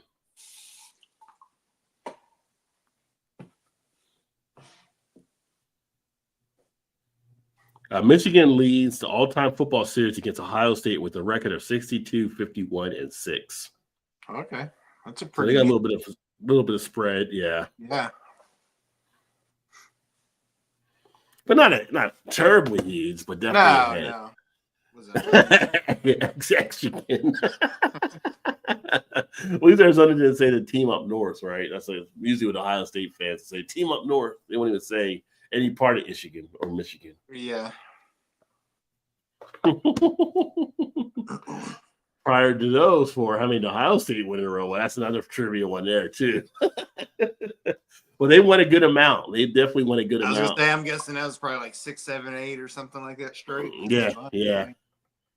Yeah, because Harbaugh was able to break the trend finally, but it took him a little bit of time to even do so. But that's the fun thing about sports and the rivalries, just having those out there, which is why you got to have rivalries. It's like the whole thing, like the Big Ten is like what, the Big 20 or something now with all the teams that are in it. Yes. But every year they have to have Ohio State and Michigan. They have to play every year. It's literally coast to coast now. It's like nobody wants those teams out west in the league. Why? I know it's all about them. I know it's all about money. All about the money. Yeah. That's all it's all about. It's like UCLA and the Big Ten. That doesn't even make sense. Oregon and it's like, UCLA, Oregon, USC. It's like, we're going to play Rutgers. What's Rutgers? Another one. They're in the East Coast playing in the Big Ten. It's kind of like, it's just all these big groups taking people in instead of just, I don't know. I miss some of the old days. I mean, I don't know how they can, they're trying to justify it's the whole playoff system, I guess. You have to be in a big conference because the top winner of the top 4 conferences get a bye, right? So that's like the Big Ten, the SEC, the Big 12, and then ACC. So you had to be part of one of those 4 to get a bye if you're the one that wins the conference out, and then it goes into falls in afterwards. So I don't know. It's kind of weird though. The first season for the first 12 playoffs, I felt like 9 through 12 didn't really show that what they needed to be there. And then 1 through 4, maybe because of the extra week and they had that bye, they came out flat. So it was really those ones that ended up benefiting were the 5 through 8s. Right. Yeah. Yeah. Because I don't think there was not one upset in that first round. I don't believe in the football. No. Everybody won that was supposed to win. Yeah. Yeah. And I think the only one that made it, I think was the SMU that made it close towards the end, but they ended up losing. But it was kind of like none of the teams really showed they should have been really there. So it's kind of like, because we got totally blown out by Notre Dame, and it was like, okay, yeah, it was bad, but its strength of schedule does matter, and they were kind of like, I know Kurt was like saying, they beat who they need to beat, but it's like the strength of schedule in Indiana wasn't as strong as some of the other ones. So, but you know what? I also will say the only 2 losses that we had this year was against Ohio State and Notre Dame, who played in the national, That's true. That's true as well. Yeah. National title. So. Yeah. So, I mean, you never know. Strength of schedule, people not Notre Dame because they lost to Northern Illinois beginning of the season, right? But then they won everything else and made it to the title game. So, again, it's college kids. It's trying to figure out college kids because college kids are just like almost inaccurate, more inaccurate than maybe weathermen. Like what's going to happen in that game, try to figure it out. Right, yeah. Depends on if they went to the Kager the night before, South fans or somebody. That's always the question. Predictable. There's a transfer report definitely changing. It's changing the rivalries for sure. It's also changing that having that money in college and stuff, which I'm all about the players being able to earn because those schools and them have made so much money off of some of these things and the programs and all that stuff. But it is changing stuff to be tilted certain ways that some programs are going to rise to be more elite type programs than others because they can get more money into them, right? You're not going to have a talent of maybe Travis Hunter look to maybe go to, I don't know, I'll say like maybe a Bowling Green when he's pulling that money that he can pull out of Colorado, right? Or, he's not going to, Bowling Green is a good program, but it's not as a feasible enough program where you can make money as you can in Colorado. Or, next year, that next Travis Hunter may not go to Colorado. They may go to USC, sunny LA. Why not? Make some money, play for a good team, or go to, Florida Gators. There's different things that are being pulled in. So it's definitely changing the face of football for sure. Yeah. So it's it'll be interesting to see how that all plays out. I mean, some of the coaches, that's one of the reasons some of the coaches are getting out of coaching. That's like in basketball, the Miami coach quit because it's just like he can't really coach the way he needs to coach because now he didn't want to deal with it. He didn't want to be a part of any of that, and there was some cautionary stuff on what Nick Saban was saying, and people thought it was just sour apples. But yeah, it's a different type of routine, and you definitely got to adjust if you're kind of a coach there as well. Not just being a pull in. And I know one of the knocks on Ohio State was, people were saying, well, he's got like $20 million roster. So yeah, Ohio State's going to have a good team or like that and everything. So I was kind of like, Buckeyes have a history and they may have more boosters than some of the other programs, and that's going to work to their benefit possibly. So, right. But again, they didn't win all their games. So apparently there's no promise they're going to go undefeated. You can still beat them. It's just, you got to beat them at the right time. But it also, I think it makes the program have to go out and buy the starters because you're not developing guys like you were in the past now. Like if those guys ain't playing and making money, they're going to go somewhere else where they can possibly start and make the money. You know what I'm saying? Like you're not recruiting a freshman to be a starter as a senior. He's not going to sit on the bench for 3 years now. No, not if he goes somewhere else and did. Yeah. So I mean, like so maybe like, okay, we can go to Ohio State, but I'm going to sit the bench for 3 years and wait my turn. Or I can go to Illinois or Iowa or whatever. Well, look at Ohio State. Like, be a lot better, So Will Howard came to Ohio State, and I think, he come from Kansas State at the time to come to Ohio State, but he came there because the quarterback that was at Ohio State left to go to Syracuse to be the quarterback there too, right? So as one leaves, it does open the door for another as well to come in and be able to be in position and stuff too. But I couldn't imagine having to coach and juggle both sides of it. Yeah. Well, you got to now. It's kind of like, Oh, that's what I'm saying. Like I can you know, which is why you're seeing a lot of the coaches quitting. Like they don't want to deal with yeah. that shit anymore. Yeah.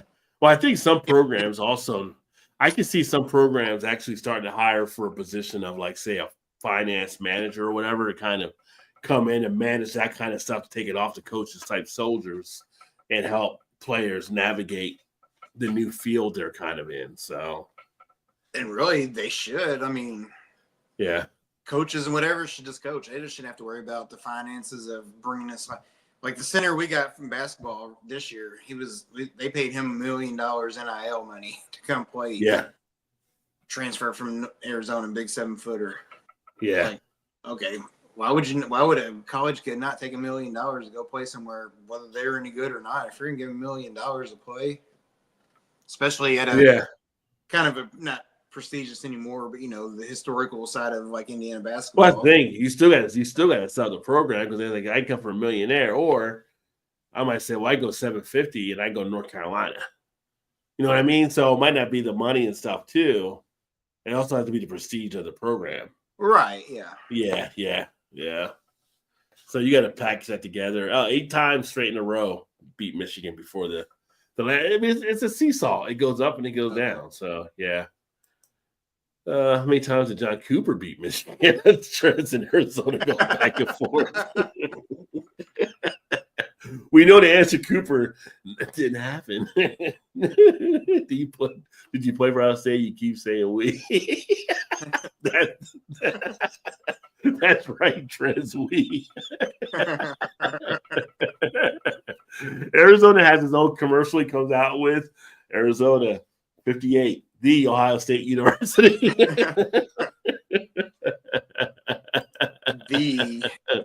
Oh God, yeah. And that's the fun of the rivalry, all the jest that you can have with it and stuff too. So, but yeah, all those losses. I mean, our former WV coach Rich Rod was part of that too up there in Michigan. That couldn't beat Ohio State either, which I wasn't that sad about because he screwed us to go to Michigan, and then he screwed Michigan over to go to where he went to next. But now he's back at WPU, so I'm like, I don't know. As the world turns, I guess. I was going to say full circle. Yeah. It'll be interesting. I mean, I don't know. Some didn't want him back at WVU. Some did. He was a good coach when he was there, but like the way that he left, like people were giving death threats to his family and stuff when he left. It was just kind of crazy. But some sports people can definitely be on the maniac edge. So right, buddy? They're always looking at what they think is grass greener on the other side when it's perfectly fine where they built it, where they're at. Yeah. You know what I'm saying? Like you had a thing going. Like, why would you go somewhere else and start all over and crash and burn? And that was kind of the thing Nick Saban was kind of alluding to when he left to go from LSU to go to Miami. And he was talking about, when he was telling the story, he was like talking to the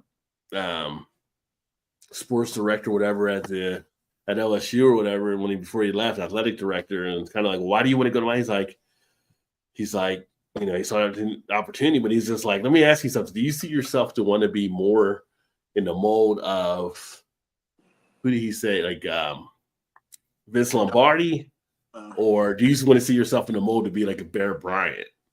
And he was like, Bear Bryant. And he's like, what the F are you going to Miami? Because Bear Bryant was a college football coach, and he just like, he went anyway. And then he was like, he regretted that, like not staying in college at that time and still building up those years. But they got him to Alabama later where he did it too. But again, it could have been LSU that benefited from it.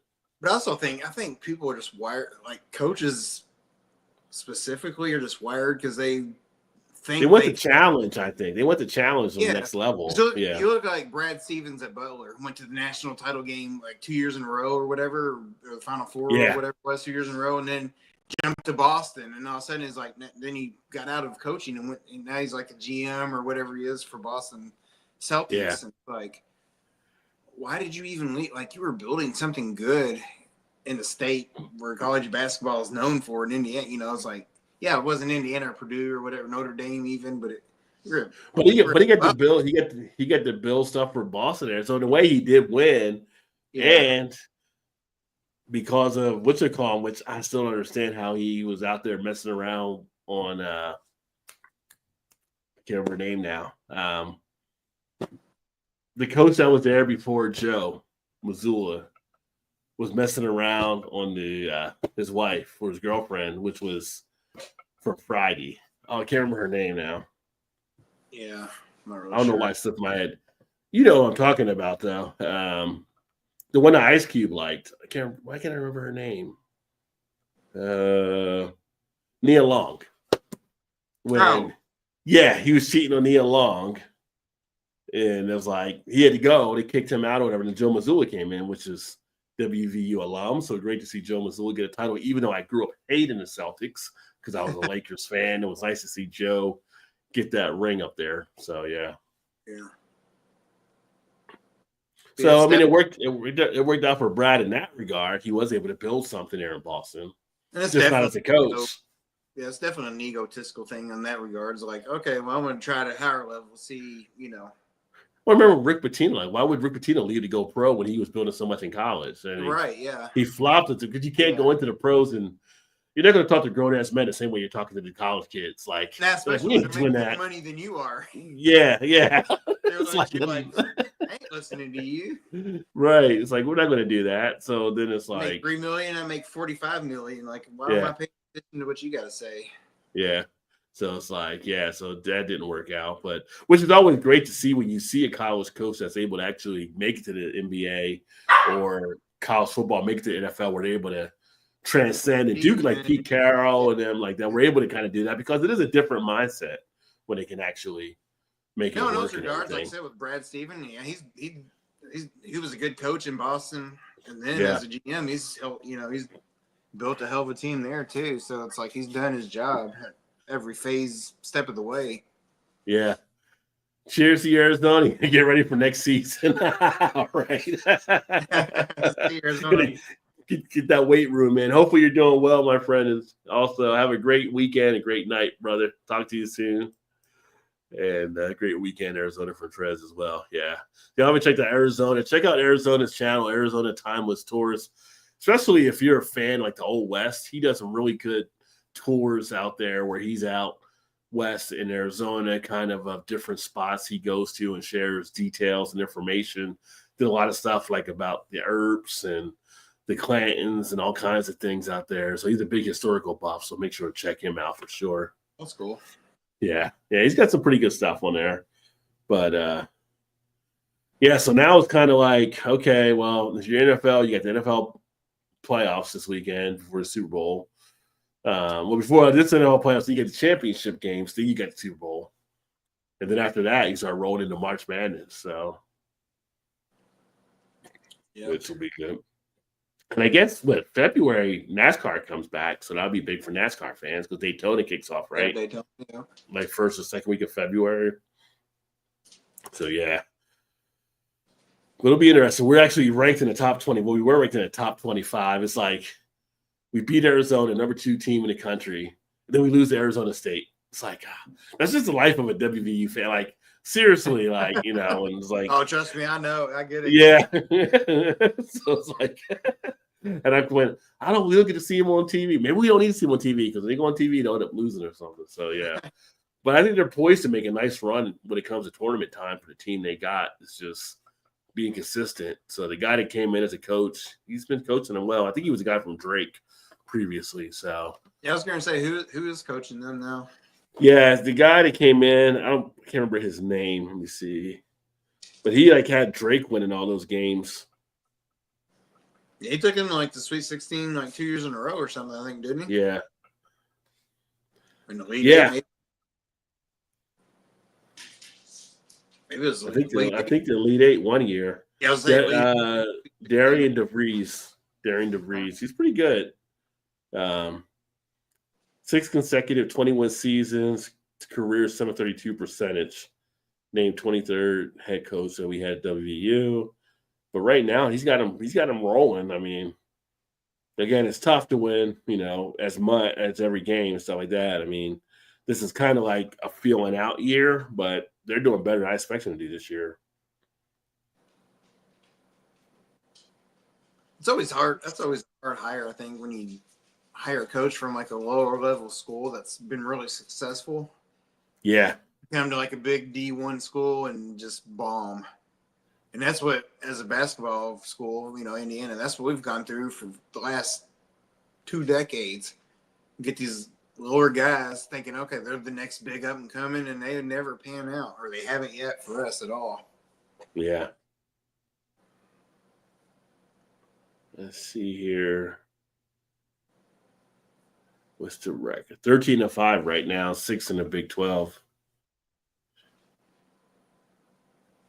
So, I mean, with the Big 12, you get to 18, 19 wins, you're probably in the tournament, but yeah, they got a good chance to do a good run in the Big 12 tournament as well. But it's like, yeah, we beat Arizona, then we beat Colorado, then we lost to Houston, which is tough.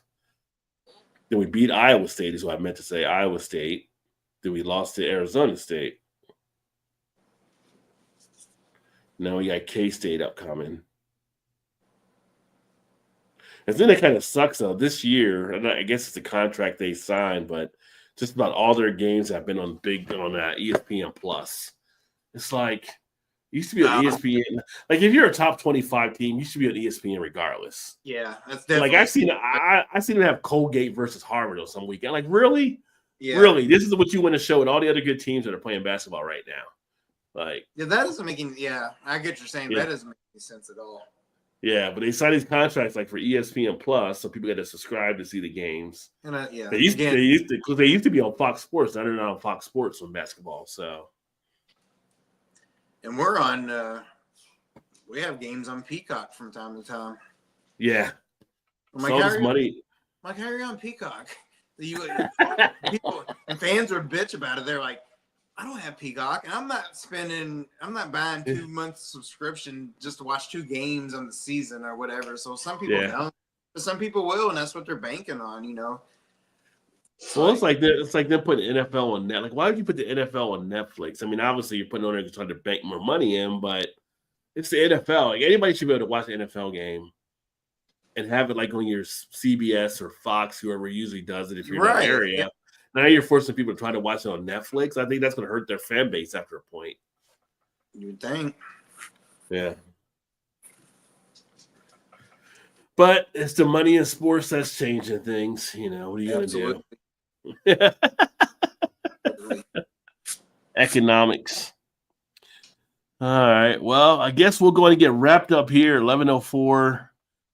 Get ready to crash out for the weekend and get ready to head into the new week. Again, those of you that joined later, make sure I'll be posting some stuff next week for when I'm up in Ohio. I don't know if I'm going to post it any lives. I might go live here or there on the phone, like, yo, I'm down here, blah, blah, blah, check it out. But, I don't know. I may do that. But at the Beer Fest or at the conference next week. Oh, okay. Yeah. Oh, Beer Fest. We'll definitely do some stuff at Beer Fest where I'll pull out the phone and be like, yeah. So that'll be cool because we gotta get Trez on some videos when we're there doing the Beer Fest too. Yeah, so I'll do some and then to get me going back on, getting me on track there. Yeah. So Beer Fest that'll be good, but fun-filled week upcoming. So a lot of good stuff happening, and stay tuned for that. And then anything you got to add there, Todd? Are you trying to put videos out this weekend or anything? Or well, I don't have any videos to put out, but I was thinking about shooting some this weekend to build up a little bit of backlog. And I was thinking about like doing just a video a week, maybe starting out, maybe like on a Wednesday or whatever, just as a weekly thing. I'm not like it was before where we were trying to put out 3 videos at a time or whatever.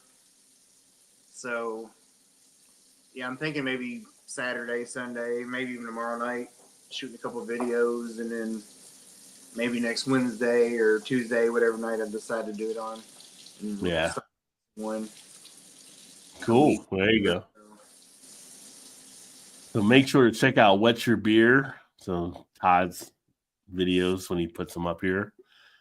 And What is Shannon doing over there? It's like running a waterfall. Sorry. I'm cleaning up. She was I'm like, painting, she's. so- I thought she was rinsing the hell out of something in the sink. Like, what the hell was she rinsing out? yeah, her paintbrushes. Oh. Does she have a painting she wants to show before we sign off No. here? I'm working. No? No, don't show them that one. That one's shit, Todd. I'll show the top part. Yeah, the top part's cool. The bottom part I fucked up. What's wrong with the bottom part? It's just not. I just don't like it. She always goes. It's. I mean, on camera, it probably doesn't look too bad, but it's like a texture. Yeah. Like textured or whatever. So. Well, what does Bob Ross say? There's no mistakes, just happy accidents. Yeah, well, that's a happy accident. What about that one you're doing now? You can show them that one. This one's not done. This is the one I've been working on. This is what she's been working on the whole time we've been on. Oh, okay. Kind of like Earth type Yeah, planets or something. yeah. I don't know. That's still in progress. So she's got all kinds. We're gonna open up a painting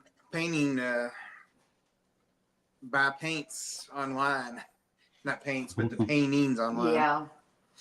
JT says, "What you rinsing out in the zinc, Shannon?" And the zinc. What you rinsing out in the zinc. I'm gonna get me some of that Shannon artwork here pretty soon now. So Okay. We'll tell her to we'll have her pick some. I got it. Now I got an inside man on it, Shannon. I got an inside man on it. Yeah. Okay. We'll bring you some up next week. No, we won't. We'll have a whole truckload full. There you go.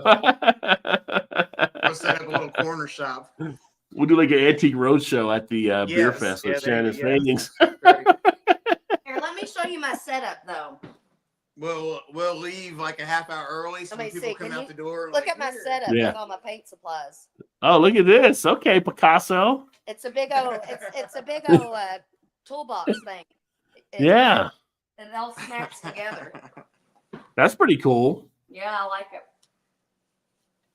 It's better than all the paints all strewed out all over the Yeah. table. Well, I'm glad she's enjoying the painting. I am. It's a good way to get a little release, doing something creative, Good for and my mental health. Hanging. yeah, clear the mind for sure. Yeah.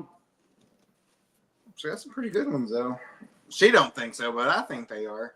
I do it to enjoy it. I don't do it to be good. Yeah, but she's the artist mindset, Tosh. You know how artists are. So Yeah, right. yeah, It totally is on that. that's why artists need business people to help them out. Otherwise, they just they'd be broken happy. But business people can help them get a nice living. One night she looked at it, I'm like, man, that painting looks really good. Next day she'll be off. I'll come home from work and that painting looks completely different because she won't leave it alone. She's like, do this. I'm like, what are you doing? It's like, I just can't. I'm trying to make it better. And then it's like, I just fucked it up. Well, and then I don't know. Like I learn each time I do that. So Yeah. I'm learning. It's all in the artist's mind, you know. Yeah. Like You get better by your mistakes. yeah. It's all part of the process. All part of the process. Yep. All right, folks, we're going to sign off here and look forward to catching up with you guys next week. Everybody have a great weekend and talk soon. Oh, final tally on the poll is bourbon 50%. So bourbon 50, vodka and tequila 20, and rum 10. So we had more than just one person vote there at the end. yeah, somebody else voted for rum too, apparently. So yeah, there you go. But bourbon was the preferred choice tonight.